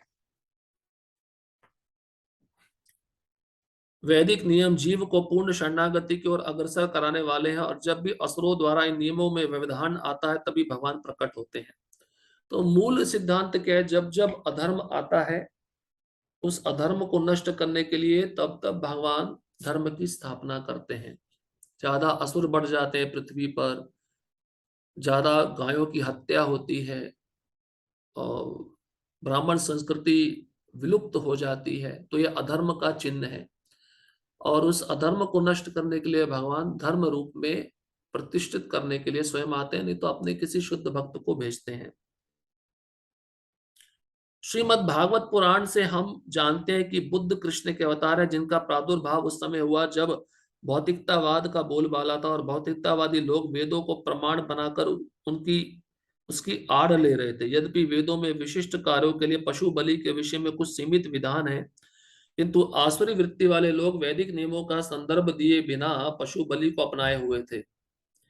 भगवान बुद्ध इस अनाचार को रोकने तथा अहिंसा के वैदिक नियमों की स्थापना करने के लिए अवतरित हुए। अब यहाँ पे भगवान बुद्ध का उदाहरण दिया है। बुद्ध क्यों आए? क्योंकि उस समय वेदों के नाम पर लोग पशु बलि कर कर मांस भक्षण कर रहे थे। बहुत ज्यादा मात्रा में पशुओं की हत्याएं हो रही थी। तो भगवान दयालु है, किसी भी जीव का हिंसा देख नहीं सकते, इसलिए उन्होंने आकर उपदेश दिया वेदों को मत मानो। इस कारण से पशु बलि रुक गई, पशुओं की हत्या बंद हो गई। तो पशु बलि को रोकने के लिए धर्म की स्थापना उन्होंने की। अतः भगवान के प्रत्येक अवतार का विशेष उद्देश्य होता है और इन सब का वर्णन शास्त्रों में हुआ है। यह तथ्य नहीं है कि केवल भारत की धरती में भगवान अवतरित होते हैं, वे कहीं भी और किसी भी काल में इच्छा होने पर प्रकट हो सकते हैं। वह प्रत्येक अवतार लेने पर धर्म के विषय में उतना ही कहते हैं जितना कि उस परिस्थिति में जन समुदाय विशेष समझ सकता है। तो भगवान केवल भारत में ही प्रकट नहीं होते हैं, कहीं और भी प्रकट हो सकते हैं। जैसे जीसस क्राइस्ट भगवान के पुत्र, उन्होंने भी वहां की स्थिति के अनुसार वैसा ही ज्ञान दिया, वहां के लोग जितना समझ सके। उन्होंने पूरा ज्ञान नहीं दिया, इसलिए कृष्ण ने गीता में पूरा ज्ञान दे दिया। लेकिन उद्देश्य एक ही रहता है, लोगों को ईश भावना भावित करना तथा धार्मिक नियमों के प्रति आज्ञाकारी बनाना। तो ये ग्रंथ क्यों है, शास्त्र क्यों है? जिससे लोग कृष्ण भावना भावित हो सके और धार्मिक नियमों का पालन करें।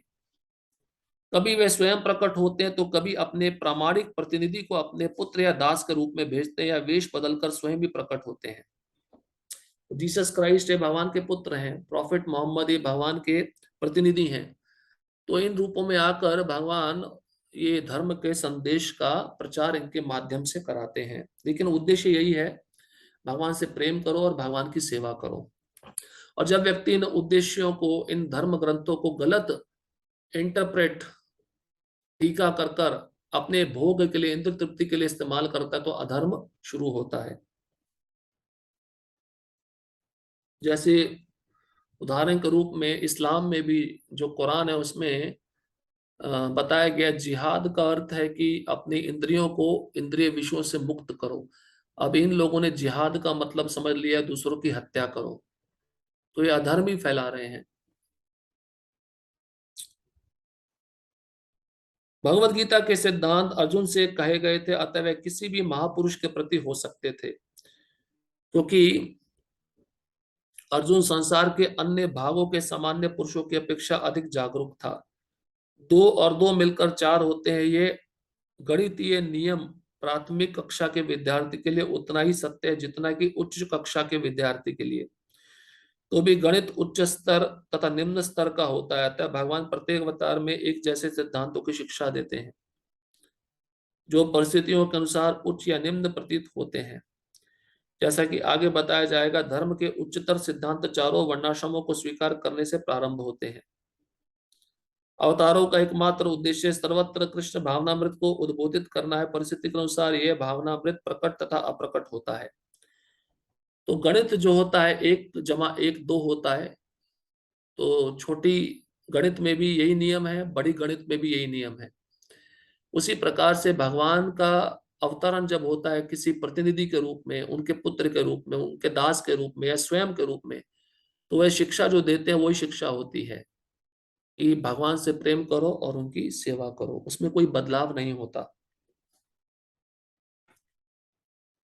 और भगवान के प्रकट होने का एक और उद्देश्य भगवान स्वयं बताते हैं अगले श्लोक में। श्लोक क्रमांक 8, परित्राणाय साधूनां विनाशाय च दुष्कृतां धर्म संस्थापनार्थाय संभवामि युगे युगे। भक्तों का उद्धार करने, दुष्टों का विनाश करने तथा धर्म की फिर से स्थापना करने के लिए मैं हर युग में प्रकट होता हूं। तो कारण क्या है भगवान के प्राकट्य का? भक्तों का रक्षा करना, असुरों या दुष्टों का विनाश करना और धर्म की फिर से स्थापना करने के लिए भगवान कहते हैं मैं हर युग में आता हूं।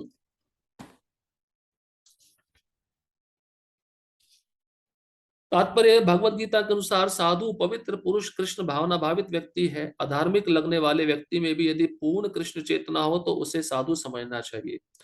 दुष्कृताम उन व्यक्तियों के लिए आया है जो कृष्ण भावनामृत की परवाह नहीं करते। ऐसे दुष्कृताम या उपद्रवी मूर्ख तथा अधम व्यक्ति कहलाते हैं, भले ही वह सांसारिक शिक्षा से विभूषित क्यों ना हो। बड़े बड़े डिग्री लेकर जो बैठे हुए हैं, डॉक्टरी की, पीएचडी की, और इंजीनियरिंग की, ये सब असुर हैं।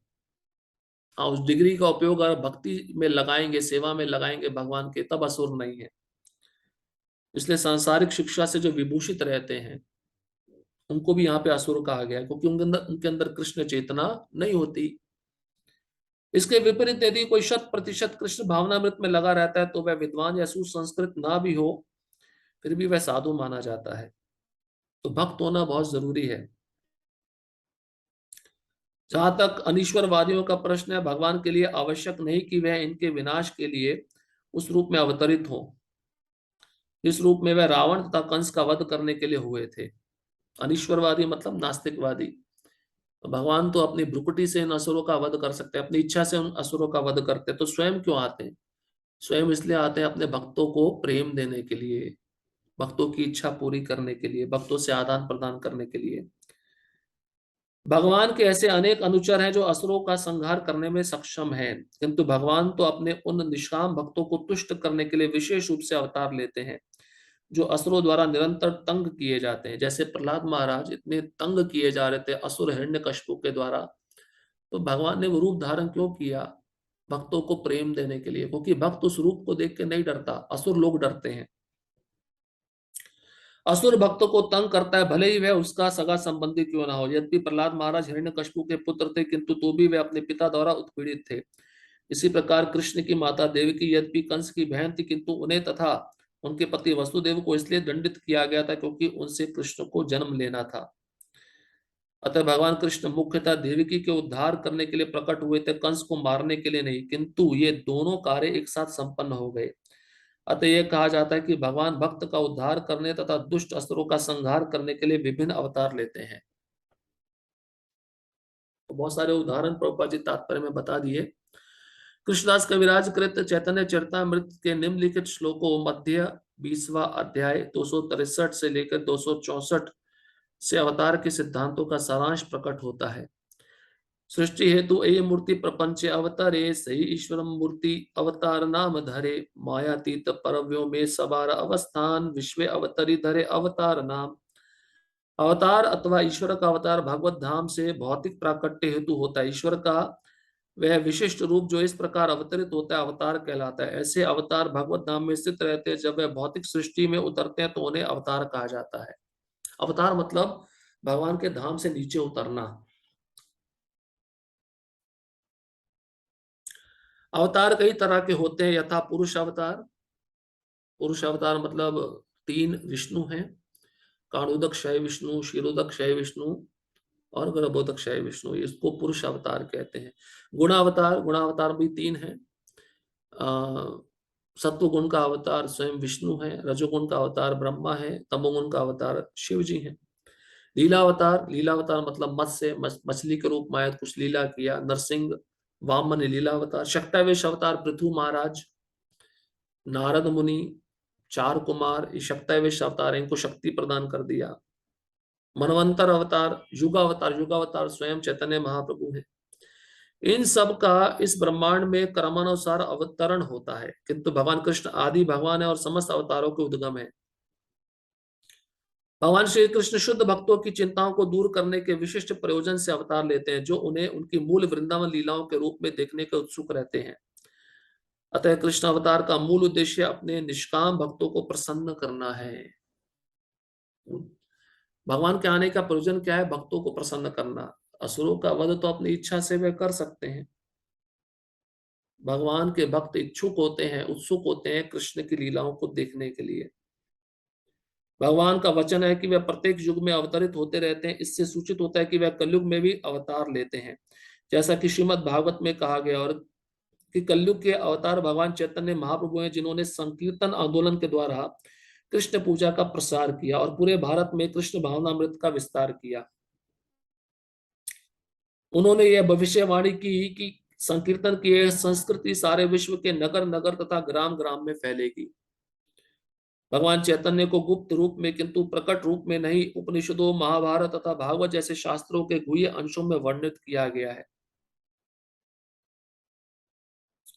तो भगवान कलयुग में भी अवतार लिए, छन्न अवतार के रूप में, जिसको चैतन्य महाप्रभु कहा जाता है, और जिनका मुख्य उद्देश्य था कृष्ण प्रेम वितरित करना, संकीर्तन आंदोलन को स्थापित करना।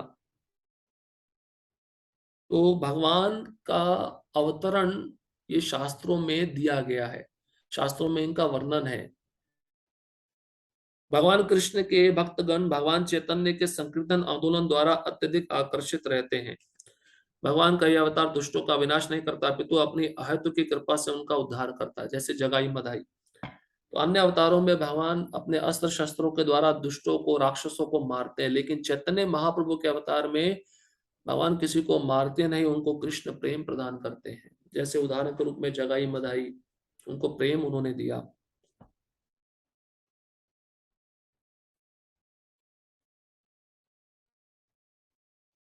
अब भगवान अपने दिव्य स्वभाव के बारे में बता रहे हैं। श्लोक क्रमांक 9। जन्म कर्म च मे दिव्यम एवं यो वेत्ति तत्वता त्यक्त्वा देहं पुनर्जन्म नैति मामेति सो अर्जुना। हे अर्जुन, जो मेरे आविर्भाव तथा कर्मों की दिव्य प्रकृति को जानता है, वह इस शरीर को छोड़ने पर इस भौतिक संसार में पुनः जन्म नहीं लेता, अब तो मेरे सनातन धाम को प्राप्त होता है।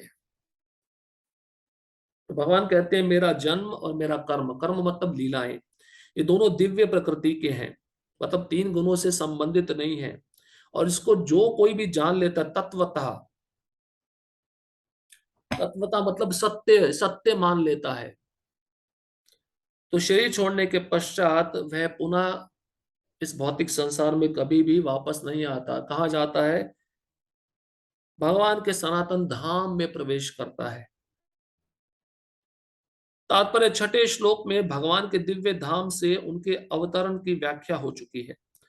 जो मनुष्य भगवान के आविर्भाव के सत्य को समझ लेता है वह इस भव बंधन से मुक्त हो जाता है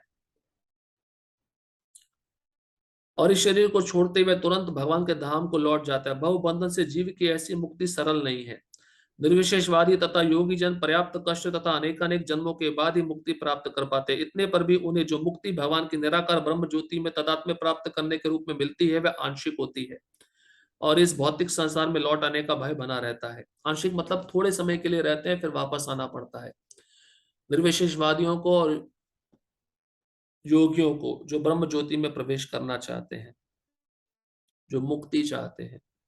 लेकिन भक्त के लिए बहुत आसान है भगवान का धाम प्राप्त करना भक्ति करके। किंतु भगवान के शरीर की दिव्य प्रकृति तथा उनके कार्यकलापों को समझने मात्र से भक्त इस शरीर का अंत होने पर भगवत धाम को प्राप्त करता है और उसे इस संसार में लौट आने का भय नहीं रह जाता। ब्रह्म संहिता में 5वां अध्याय 33वें श्लोक में बताया गया कि भगवान के अनेक रूप तथा अवतार हैं। अद्वैतम अच्युत अनादि अनंत रूपम। यद्यपि भगवान के अनेक दिव्य रूप है किंतु फिर भी वे अद्वय भगवान है। इस तथ्य को विश्वास पूर्वक समझना चाहिए। तत्वता मतलब श्रद्धा पूर्वक, विश्वास पूर्वक हमें पूरा समझ लेना चाहिए कि भगवान का जन्म और कर्म दिव्य है। यद्यपि ये संसारी विद्वानों तथा ज्ञान योगियों के लिए अगम्य है, जैसा कि वेदों पुरुष बोधनी उपनिषद में कहा गया, एको देवो नित्य लीला नुरक्तो भक्तम व्यापी हदंतरात्मा। एक भगवान अपने निष्काम भक्तों के साथ अनेकानेक दिव्य रूपों में सदैव संबंधित है। भगवान एक है लेकिन उनके निष्काम भक्त बहुत सारे हैं। लेकिन भगवान उन निष्काम भक्तों के जितने शरीर हैं उतने रूप बनाकर उनके साथ में रहते हैं, उनके साथ आदान प्रदान करते हैं। इस वेद वचन की स्वयं भगवान ने गीता के श्लोक में पुष्टि की है। जो इस सत्य को वेद तथा भगवान के प्रमाण के आधार पर स्वीकार करता और शुष्क चिंतन में समय नहीं गवाता वह मुक्ति की चरम सिद्धि प्राप्त करता है। इस सत्य को श्रद्धा पूर्वक स्वीकार करने से मनुष्य निश्चित रूप से मुक्ति लाभ कर सकता है। इस प्रसंग में वैदिक वाक्य तत्वमसि लागू होता है। जो कोई भगवान कृष्ण को परब्रह्म करके जानता है या उनसे यह कहता है कि आप वही परब्रह्म श्री भगवान है, वह निश्चित रूप से अविलंब मुक्त हो जाता है। फलस्वरूप उसे भगवान की दिव्य संगति की प्राप्ति निश्चित हो जाती है। दूसरे शब्दों में ऐसा श्रद्धालु भगवत भक्त सिद्धि प्राप्त करता है। इसकी पुष्टि निम्नलिखित वेद वचन से होती है, तमेव विदित्वादि मृत्युमेति नान्यः पंथा विद्यते अयनाये। तो भगवान कृष्ण को परम पर पर ब्रह्म के रूप में समझना, इसको कहते तत्वता, श्रद्धा पूर्वक। और ये कैसे समझेंगे? जैसे हम शुद्ध भक्तों के संग में जितना हम भगवान कृष्ण की लीलाओं का श्रवण करेंगे तब उतना हमें श्रद्धा बढ़ती जाएगी, विश्वास बढ़ता जाएगा। जितना विश्वास बढ़ेगा उतना हमारा निष्ठा के स्तर पर हम पहुंचते जाएंगे। इसलिए उसको तत्वतः कहा जाता है। श्री भगवान को जान लेने से ही मनुष्य जन्म तथा मृत्यु से मुक्ति की पूर्ण अवस्था प्राप्त कर सकता है। इस सिद्धि को प्राप्त करने का कोई अन्य विकल्प नहीं है। शेषात्तर उपनिषद 3रा अध्याय 8वां श्लोक। इसका कोई विकल्प नहीं है का अर्थ यही है कि जो श्री कृष्ण को श्री भगवान के रूप में नहीं मानता वह अवश्य ही तमोगुनी और मधुपात्र को केवल बाहर से चाट कर या भगवत गीता की विद्वत्ता पूर्ण संसारी विवेचना करके मोक्ष प्राप्त नहीं कर सकता।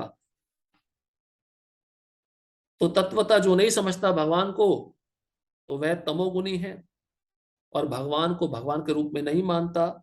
उदाहरण दे रहे हैं प्रभुपाद जी, मधु पात्र को बाहर से ही चाट रहा है तो उसको क्या स्वाद मिलेगा? इसलिए भगवत गीता की विद्वत्ता पूर्ण संसारी विवेचना है टीका करके कोई मोक्ष प्राप्त नहीं कर सकता, क्योंकि वो कृष्ण को समझा ही नहीं है भगवान के रूप में। ऐसे शुष्क दार्शनिक भौतिक जगत में महत्वपूर्ण भूमिका निभाने वाले हो सकते हैं किंतु वे मुक्ति के अधिकारी नहीं होते। ऐसे अभिमानी संसारी विद्वानों को भगवत भक्त की अहेतु की कृपा की प्रतीक्षा करनी पड़ती है। अतः मनुष्य को चाहिए कि श्रद्धा तथा ज्ञान के साथ कृष्ण भावनामृत का अनुशीलन करे और सिद्धि प्राप्त करने का यही उपाय है। तो मनुष्य के लिए क्या कहा गया? श्रद्धा तथा ज्ञान के साथ भक्ति का अनुशीलन करे। और श्रद्धा कैसे आएगी? ऐसे भक्त जिनके अंदर श्रद्धा है उनका संग लेना चाहिए, या भगवान के विषय में ज्यादा से ज्यादा श्रवण करना चाहिए। उससे श्रद्धा और विकसित होती है, तभी हम सिद्धि प्राप्त करेंगे। सिद्धि मतलब भगवान के धाम जाएंगे, फिर पुनः हमारा इस संसार में प्रवेश नहीं होगा।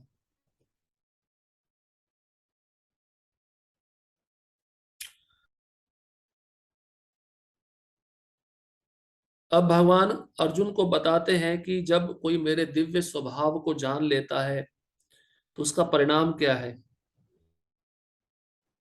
उसको क्या प्राप्त होता है? एक तो भगवान का धाम तो प्राप्त होता ही है, लेकिन इस श्लोक में भगवान एक और वस्तु बता रहे हैं जो उसके उनके भक्त को प्राप्त होता है। श्लोक क्रमांक 10। वीतराग भय क्रोधा मनमया मामुपाश्रिता बहवो ज्ञान तपसा पूता मद भाव मागता। आसक्ति भय तथा क्रोध से मुक्त होकर मुझ में पूर्णतया तन्मय होकर और मेरी शरण में आकर बहुत से व्यक्ति उन भूतकाल में मेरे ज्ञान से पवित्र हो चुके हैं। इस प्रकार से उन सबों ने मेरे प्रति दिव्य प्रेम को प्राप्त किया है। तो भगवान के धाम तो जाता ही है भक्त, और साथ ही साथ यहाँ पे बताते हैं दिव्य प्रेम प्राप्त किया है। जो भक्ति कर रहा है उसका इस संसार में आसक्ति नहीं रहता, मृत्यु के भय से वह छूट जाता है और क्रोध से मुक्त हो जाता है। और मेरी शरण में आकर भगवान कहते हैं ऐसे भूतकाल में कई भक्त हुए हैं जो पवित्र हो चुके हैं और मेरे धाम में जा चुके हैं और मेरे प्रति दिव्य प्रेम को प्राप्त कर चुके हैं। तात्पर्य जैसा कि पहले कहा जा चुका है, विषयों में आसक्त व्यक्ति के लिए परम सत्य के स्वरूप को समझ पाना अत्यंत कठिन है। जो संसार के विषयों में आसक्त है, भोग में लगा है, तो भगवान को तो समझ ही नहीं सकता। जैसे हिरण्यकशिपु हिरण्यकशिपु को पूछे हिरण्यकशिपु पूछा प्रहलाद को, इस खम्भे में तुम्हारा भगवान है? हाँ है। भक्त भक्त को तो भगवान हर जगह दिखते हैं, क्योंकि प्रेम का आदान प्रदान रहता है। वो हिरण्यकशिपु हंसने लगा, कहता है ठीक है, अब मैं इस खंबे को फोड़ूंगा, टुकड़े टुकड़े करूंगा, तेरा भगवान नहीं निकलता तो फिर मैं ही तुझे मारूंगा। तो देखिए इतना अहंकारी था जब उसने प्रहार किया। आचार्यगण बताते हैं कि उस खंभ में नरसिंह भगवान आके बैठ गए थे और प्रहलाद को दर्शन दे रहे थे। प्रहलाद का पूरा विश्वास है, पूरी श्रद्धा उस खंभ में भगवान है। अब ये हिरण्यकशिपु उसने इतना बलशाली था कि उसने अपने मुष्टि से प्रहार किया। मुष्टि से प्रहार करते ही वो खंभ टुकड़े टुकड़े हुआ, तो अद्भुत ध्वनि सुनाई दी, तो भयभीत हो गया ध्वनि सुनकर। उसको विश्वास नहीं था, और रूप जब देखा तो सोचता है मायावी रूप है विष्णु का। वह अद्भुत रूप को देखकर भी समझ नहीं पाया कि ये भगवान है, मुझे मारने के लिए आए हैं। असुरों की यही चेतना होती है। सामान्यतः जो लोग देहात्म बुद्धि में आसक्त होते हैं वे भौतिकतावाद में इतने लीन रहते हैं कि उनके लिए समझ पाना असंभव सा है कि परमात्मा व्यक्ति भी हो सकता है। नास्तिकवादी जो भगवान को नहीं मानते तो उनके लिए बड़ा कठिन होता है। उनको बताओ ना भगवान का रूप है, बहुत सुंदर है, सुंदर शरीर है, भगवान खाते हैं, उनको बहुत क्रोध आ जाता है, वो स्वीकार ही नहीं करते इस बात को। ऐसे भौतिकतावादी व्यक्ति इसकी कल्पना तक नहीं कर पाते कि ऐसा भी दिव्य शरीर है जो नित्य तथा सच्चिदानंदमय है।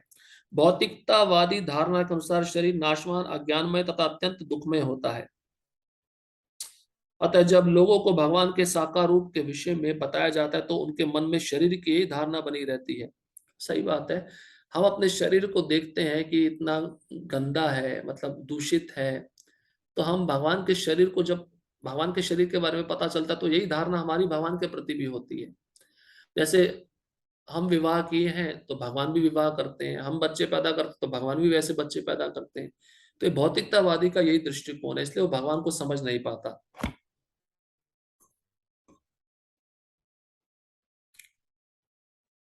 ऐसे भौतिकतावादी पुरुषों के लिए विराट भौतिक जगत का स्वरूप ही परम तत्व है। फलस्वरूप वे परमेश्वर को निराकार मानते हैं और भौतिकता में इतने तल्लीन रहते हैं कि भौतिक पदार्थ से मुक्ति के बाद भी अपना स्वरूप बनाए रखने के विचार से डरते हैं। मायावादियों के विषय में बोल रहे हैं। इसलिए मायावादी चाहते हैं हम भगवान हो गए, तेज में लीन हो गए, अभी हमें हमारा स्वरूप नहीं चाहिए। अपना स्वरूप बनाए रखने के लिए वो डरते हैं, इसलिए भगवान के तेज में लीन होना चाहते हैं। जब उन्हें यह बताया जाता है कि आध्यात्मिक जीवन भी व्यक्तिगत तथा साकार होता है, तो वह पुनः व्यक्ति बनने से भयभीत हो उठते हैं, क्योंकि व्यक्ति बनेंगे तो दुख मिलेगा, कष्ट मिलेंगे। फलतः वह निराकार शून्य में तदाकार होना पसंद करते हैं। सामान्यतः वह जीवों की तुलना समुद्र के बुलबुलों से करते हैं, जो टूटने पर समुद्र में ही लीन हो जाते हैं। तो मायावादी ये परिभाषा है। आपको कोई मायावादी मिले और बताए कि देखो समुद्र की बूंद है, समुद्र में मिल गई तो समुद्र बन गई, तो उनका तर्क ऐसा होता है। इसलिए इनके साथ ज्यादा तर्क वितर्क नहीं करना चाहिए। पृथक व्यक्तित्व से रहित आध्यात्मिक जीवन की ये चरम सिद्धि है। यह जीवन की भयावह अवस्था है जो आध्यात्मिक जीवन के पूर्ण ज्ञान से रहित है। इसके अतिरिक्त ऐसे बहुत से मनुष्य हैं जो आध्यात्मिक जीवन को तनिक भी नहीं समझ पाते। अनेक वादों तथा दार्शनिक चिंतन की विविध विसंगतियों से परेशान होकर वह ऊब उठते हैं और क्रुद्ध हो जाते हैं और मूर्खतावश यह निष्कर्ष निकालते हैं कि परम कारण जैसा कुछ नहीं है, अतः प्रत्येक वस्तु अंततोगत्वा शून्य है। ऐसे लोग जीवन की रुग्ण अवस्था में होते हैं। कुछ लोग भौतिकता में इतने आसक्त रहते हैं कि वे आध्यात्मिक जीवन की ओर कोई ध्यान नहीं देते, और कुछ लोग तो निराशावश सभी प्रकार के आध्यात्मिक चिंतनों से क्रुद्ध होकर प्रत्येक वस्तु पर अविश्वास करने लगते हैं। तो मायावादी और ज्ञानी मतलब वही की श्रेणी में आते हैं। उनका भी वर्णन यहाँ पे प्रभुपाद जी कर रहे हैं, और बौद्धवादियों का भी वर्णन किया है, शून्य में विलीन होना चाहते हैं। और कर्मी लोगों का भी वर्णन किया है, भौतिकता में इतने आसक्त होते हैं कि आध्यात्मिक जीवन की ओर ध्यान ही नहीं होता उनका। इस अंतिम कोटि के लोग किसी न किसी मादक वस्तु का सहारा लेते हैं, और उनके मति विभ्रम को कभी कभी आध्यात्मिक दृष्टि मान लिया जाता है। तो जो बहुत निराश हो जाते हैं भौतिकतावादी जीवन से, कष्ट सहते सहते, दुख सहते सहते, सोचते चलो नशे का सहारा लेते हैं, और ये भी एक प्रकार का आनंद है। और नशा लेते लेते उनको लगता है ये भी आध्यात्मिकता है। मनुष्य को भौतिक जगत के प्रति आसक्ति की तीनों अवस्थाओं से छुटकारा पाना होता है। यह आध्यात्मिक जीवन की उपेक्षा, मतलब कर्मी जो करते हैं, आध्यात्मिक साकार रूप का भय, मतलब मायावादी जो करते हैं, और जीवन की हताशा से उत्पन्न शून्यवाद की कल्पना, जो बौद्धवादी होते हैं। जीवन की इन तीनों अवस्थाओं से छुटकारा पाने के लिए प्रामाणिक गुरु के निर्देशन में भगवान की शरण ग्रहण करना और भक्ति में जीवन के नियम तथा विधि विधानों का पालन करना आवश्यक है। तीनों अवस्थाओं से उठना है तो गुरु के पास जाकर, प्रामाणिक गुरु के पास जाकर शास्त्र में जो विधि विधान दिए उसका पालन करना बहुत जरूरी होता है। भक्ति में जीवन की अंतिम अवस्था भाव या दिव्य ईश्वरीय प्रेम कहलाती है। भक्ति रसामृत सिंधु के अनुसार भक्ति का विज्ञान इस प्रकार है: आदो श्रद्धा तथा साधु संगो अथ भजन क्रिया ततो अनर्थ निवृत्ति स्यात् ततो निष्ठा रुचिस्तथा अथा शक्तिस्ततो भावस्तथा प्रेमा अभ्युदञ्जति साधका नामयं प्रेम्णा प्रादुर्भावे भवेत् क्रमा। प्रारंभ में आत्म साक्षात्कार की सामान्य इच्छा होनी चाहिए, इसको श्रद्धा कहते हैं। इससे मनुष्य ऐसे व्यक्तियों की संगति करने का प्रयास करता है जो आध्यात्मिक दृष्टि से उठे हुए हैं, इसको कहते हैं साधु संग। अगली अवस्था में गुरु से दीक्षित होकर नवदीक्षित भक्त उनके आदेशानुसार भक्ति योग प्रारंभ करता है, इसको कहते हैं भजन क्रिया। इस प्रकार सदगुरु के निर्देश में भक्ति करते हुए वह समस्त भौतिक आसक्ति से मुक्त हो जाता है, उसको कहते हैं अनर्थ निवृत्ति। उसके आत्म साक्षात्कार में स्थिरता आती है, इसको कहते हैं निष्ठा। और वह श्री भगवान कृष्ण के विषय में श्रवण करने के लिए रुचि विकसित करता है, इसको कहते हैं रुचि। इस रुचि से आगे चलकर कृष्ण भावनामृत में आसक्ति उत्पन्न होती है। यह आसक्ति की दशा है जो भाव में अथवा भगवत प्रेम के प्रथम सोपान में परिपक्व होती है। ईश्वर के प्रेम, ईश्वर के प्रति प्रेम ही जीवन की सार्थकता है। प्रेम अवस्था में भक्त भगवान की दिव्य प्रेमा भक्ति में निरंतर लीन रहता है।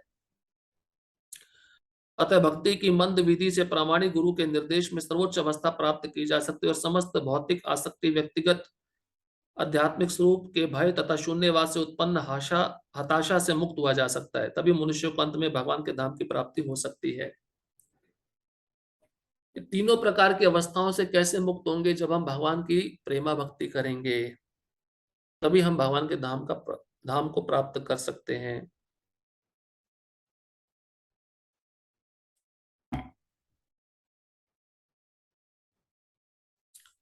अब यहां से 11 क्रमांक श्लोक से लगभग 15 श्लोक तक कृष्ण सभी मार्गों के सृष्टिकर्ता और पराकाष्ठा है। अब भगवान इस 5 श्लोकों में जिनको जल्दी परिणाम चाहिए होता है वह देवताओं के पास जाते हैं, और भगवान ने ही 4 वर्णों का सृष्टि किया है, सृजन किया है, और भगवान कृष्ण का कार्य उन्हें प्रभावित नहीं करता। अब भगवान अगले श्लोक में बताते हैं कि जो जिस भाव में मेरा शरण ग्रहण करता है उसके साथ मैं वैसा ही आदान प्रदान करता हूँ, उसको वैसा ही फल देता हूँ, क्योंकि उसकी वैसी इच्छा होती है। ये यथा मां प्रपद्यन्ते तांस्तैव भजाम्यहम् मम वर्तमानुवर्तन्ते मनुष्या पार्थ सर्वशः। श्लोक क्रमांक 11। अनुवाद, जिस भाव से सारे लोग मेरी शरण ग्रहण करते हैं उसी के अनुरूप मैं उन्हें फल देता हूँ। हे पार्थ, प्रत्येक व्यक्ति सभी प्रकार से मेरे पथ का अनुगमन करता है। तात्पर्य, प्रत्येक व्यक्ति कृष्ण को उनके विभिन्न स्वरूपों में खोज रहा है। भगवान श्री कृष्ण को अंशतः उनके निर्विशेष ब्रह्मज्योति तेज में तथा प्रत्येक वस्तु के कण कण में रहने वाले सर्वव्यापी परमात्मा के रूप में अनुभव किया जाता है, लेकिन कृष्ण का पूर्ण साक्षात्कार तो उनके शुद्ध भक्त की ही कर पाते हैं। फलतः कृष्ण प्रत्येक व्यक्ति की अनुभूति के विषय हैं, और इस तरह कोई भी और सभी अपनी अपनी इच्छा के अनुसार तुष्ट होते हैं। तो यहाँ पे ब्रह्म, परमात्मा और भगवान तीनों की तुष्टि भगवान करते हैं।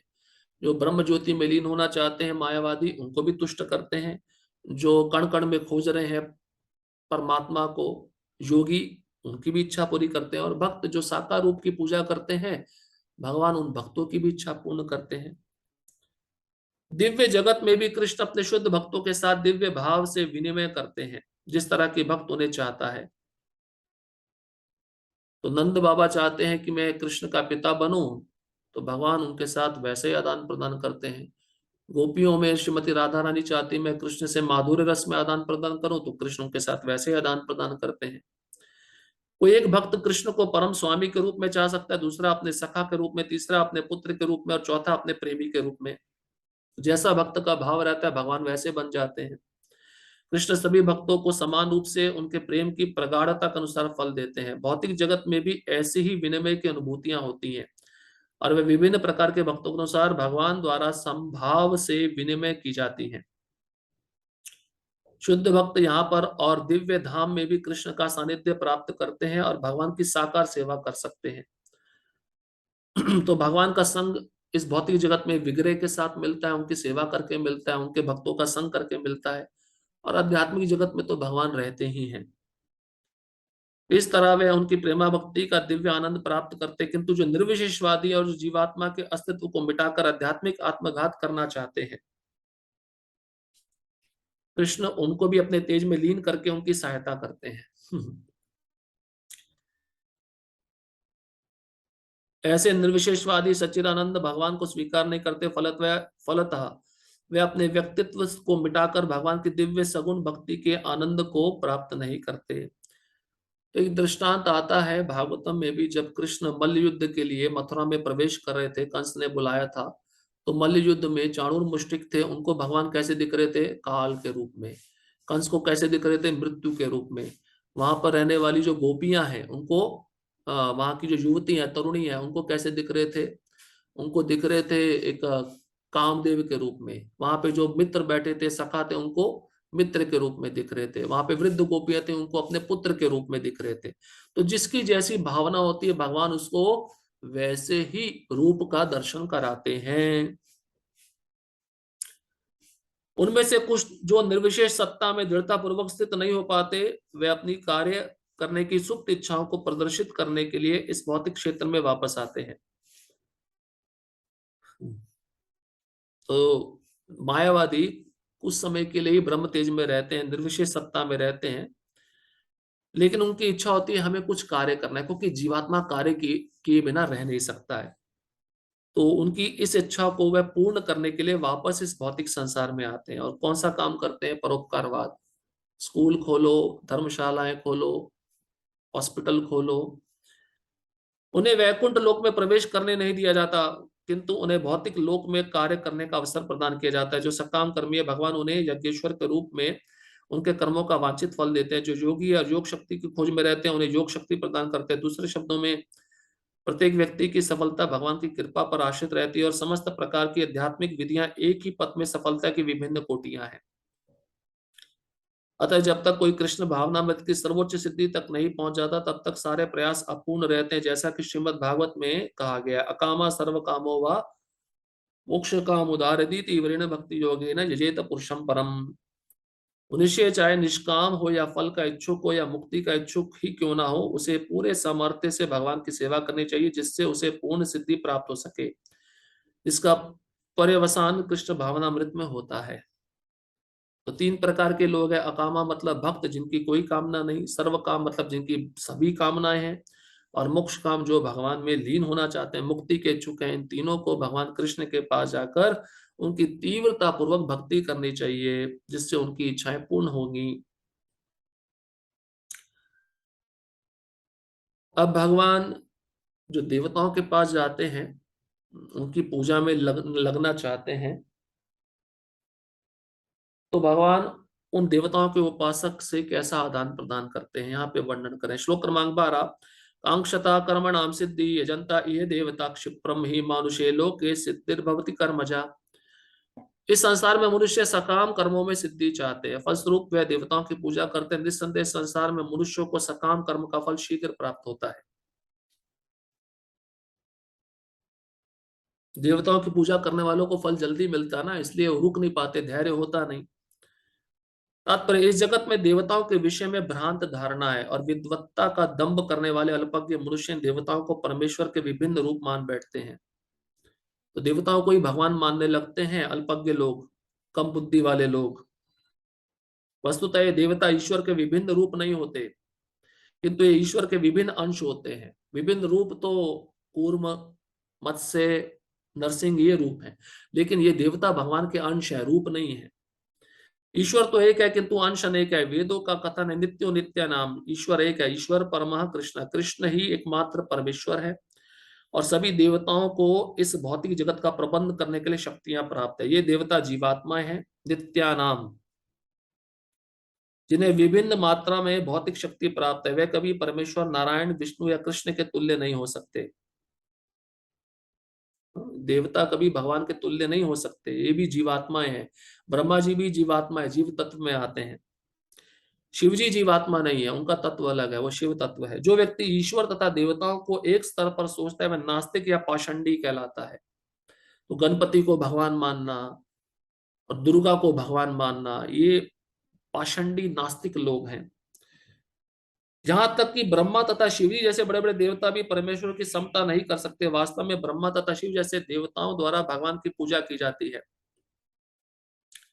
शिव विरंची नूतम, शिवजी ब्रह्मा नारायण कृष्ण की पूजा करते हैं। तो भी आश्चर्य की बात यह है कि अनेक मूर्ख लोग मनुष्यों के नेताओं की पूजा उन्हें अवतार मानकर करते हैं। तो इस धरती के मनुष्य तो और भी अधम है। किसी नेता को चुन लेंगे, किसी क्रिकेटर को चुन लेंगे, उसका मंदिर बना के भगवान के रूप में पूजा करेंगे। यह देवता पद इस संसार के शक्तिशाली मनुष्य या देवता के लिए आया है, लेकिन नारायण, विष्णु या कृष्ण जैसे भगवान इस संसार के नहीं है। वे भौतिक सृष्टि से परे रहने वाले हैं। निर्विशेषवादियों के अग्रणी श्रीपाद शंकराचार्य तक मानते कि नारायण या कृष्ण इस भौतिक सृष्टि से परे है, फिर भी मूर्ख लोग देवताओं की पूजा करते हैं, क्योंकि वे तत्काल फल चाहते हैं। उन्हें फल मिलता भी है, किंतु वे यह नहीं जानते कि ऐसे फल क्षणिक होते हैं और अल्पज्ञ मनुष्यों के लिए है।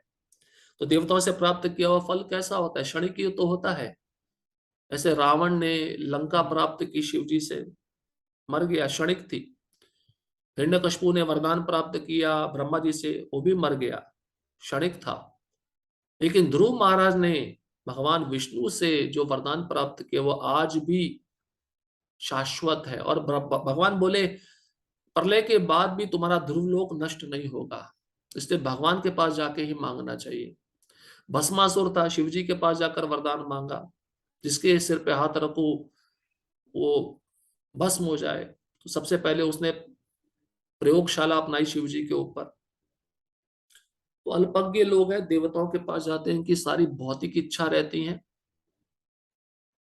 बुद्धिमान व्यक्ति कृष्ण भावनामृत में स्थित रहता है, उसे किसी तत्काल क्षणिक लाभ के लिए किसी तुच्छ देवता की पूजा करने की आवश्यकता नहीं रहती। इस संसार के देवता तथा उनके पूजक इस संसार के संहार के साथ ही विनष्ट हो जाएंगे। तो देवताओं का वरदान क्षणिक है, तो देवता भी क्षणिक है। भगवान के भक्त क्षणिक नहीं है, इसलिए भगवान गीता में बोले मेरे भक्त का नाश नहीं होता, वो शाश्वत है। भक्त, भक्ति और भगवान तीनों शाश्वत है।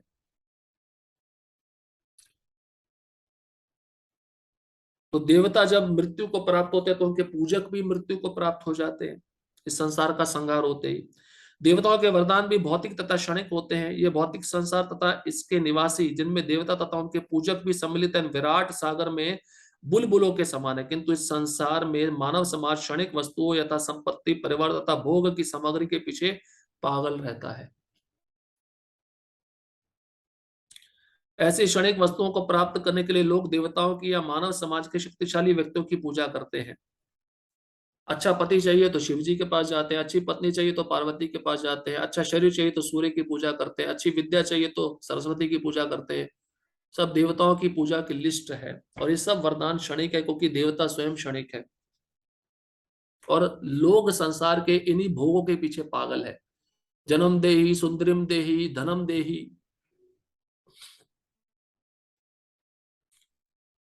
यदि कोई व्यक्ति किसी राजनीतिक नेता की पूजा करके सरकार में मंत्री पद प्राप्त कर लेता है तो वह सोचता है कि उसने महान वरदान प्राप्त कर लिया।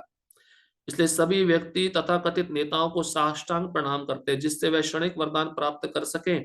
और सचमुच उन्हें ऐसी वस्तुएं मिल भी जाती हैं। महाराष्ट्र में देख लीजिए, नेताओं का इतना बोलबाला है। उसको मंत्री बनना है तो उसका चापलूसी करेगा, उसके पैरों को दबाएगा, उसको प्रणाम करेगा। और जब उसको पद मिल जाएगा समझता है मैं महान भगवान हो गया, मैं महाराष्ट्र का भगवान हो गया।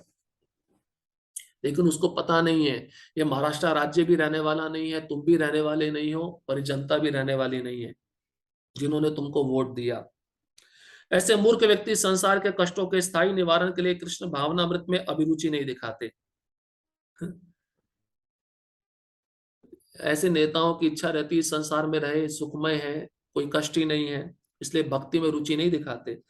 वे सभी इंद्रिय भोग के पीछे दीवाने रहते हैं और थोड़े से इंद्रिय सुख के लिए वे शक्ति प्रदत्त जीवों की पूजा करते हैं, जिन्हें देवता कहते हैं। यह श्लोक इंगित करता है कि विरले लोग ही कृष्ण भावनामृत में रुचि लेते हैं। अधिकांश लोग भौतिक भोग में रुचि लेते हैं। फलस्वरूप वह किसी न किसी शक्तिशाली व्यक्ति की पूजा करते हैं। तो भौतिक भोग, भौतिक इच्छा के कारण ही ये भाव मन में आता है कि देवताओं के पास जाकर उस इच्छा को पूरा किया जाए। इसलिए ऐसे वरदान भी क्षणिक हैं, ऐसे देवता भी क्षणिक है, और ऐसे पूजक भी क्षणिक है, क्योंकि सृष्टि का संहार होने के बाद में या मृत्यु होने के बाद में सब नष्ट हो जाता है। अब भगवान ने 4 प्रकार के वर्ण बनाए हैं, उसका वर्णन किया जा रहा है। श्लोक क्रमांक 13। चातुर्वर्ण्यम मैं आश्रिष्टम गुणकर्म विभागशा तस्य कर्तारमपि मां विद्य कर्तारम अव्ययम। अनुवाद: प्रकृति के तीनों गुणों और उनसे संबंध कर्म के अनुसार मेरे द्वारा मानव समाज के 4 विभाग रचे गए। यद्यपि मैं इस व्यवस्था का सृष्टा हूं, किंतु तुम यह जान लो कि मैं इतने पर भी अव्यय अकर्ता हूं। अकर्ता मतलब मैं कोई कर्म नहीं करता हूं, मैंने सृष्टि की है, मैंने ये 4 वर्ण बनाए, फिर भी मैं करता नहीं हूं। तो ये 4 वर्ण प्रकृति के 3 गुणों के साथ संबंधित है, और उसके अनुसार ही मानव समाज में 4 विभाग हुए हैं, जिसमें उनको इस शरीर मिलता है।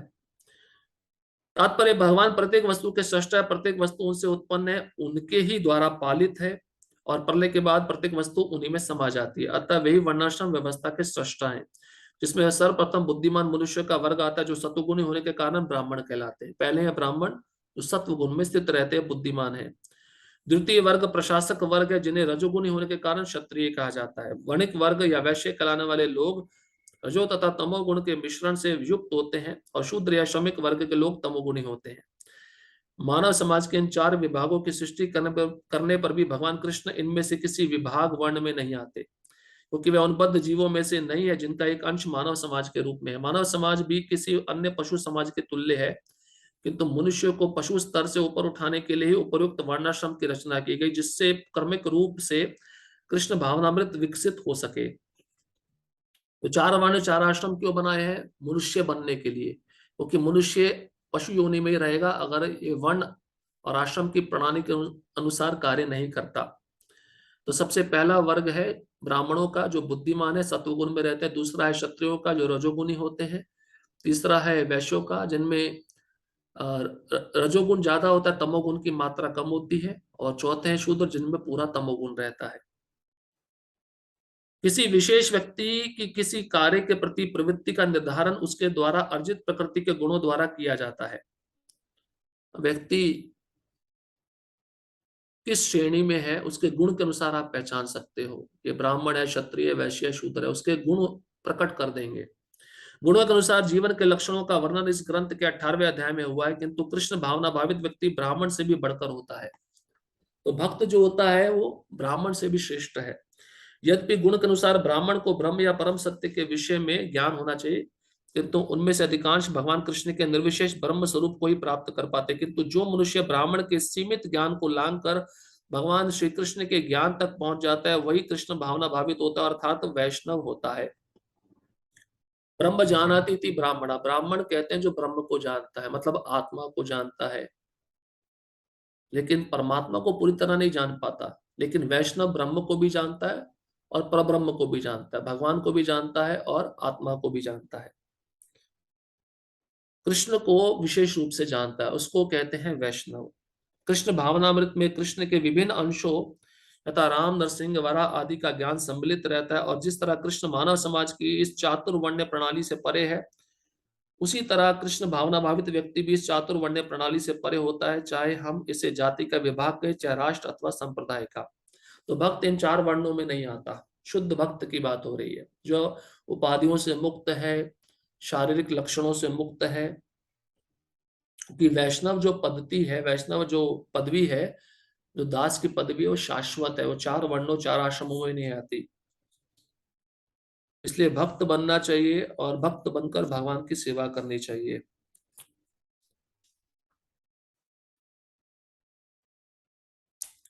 इस प्रकार से देखिए, भगवान स्पष्ट रूप से अर्जुन को बहुत ही सुंदर ज्ञान दे रहे हैं। उस ज्ञान में यही पता चलता है कि भगवान समझा रहे हैं कि देवताओं के उपासक कैसे होते हैं और उनके फल क्षणिक होते हैं।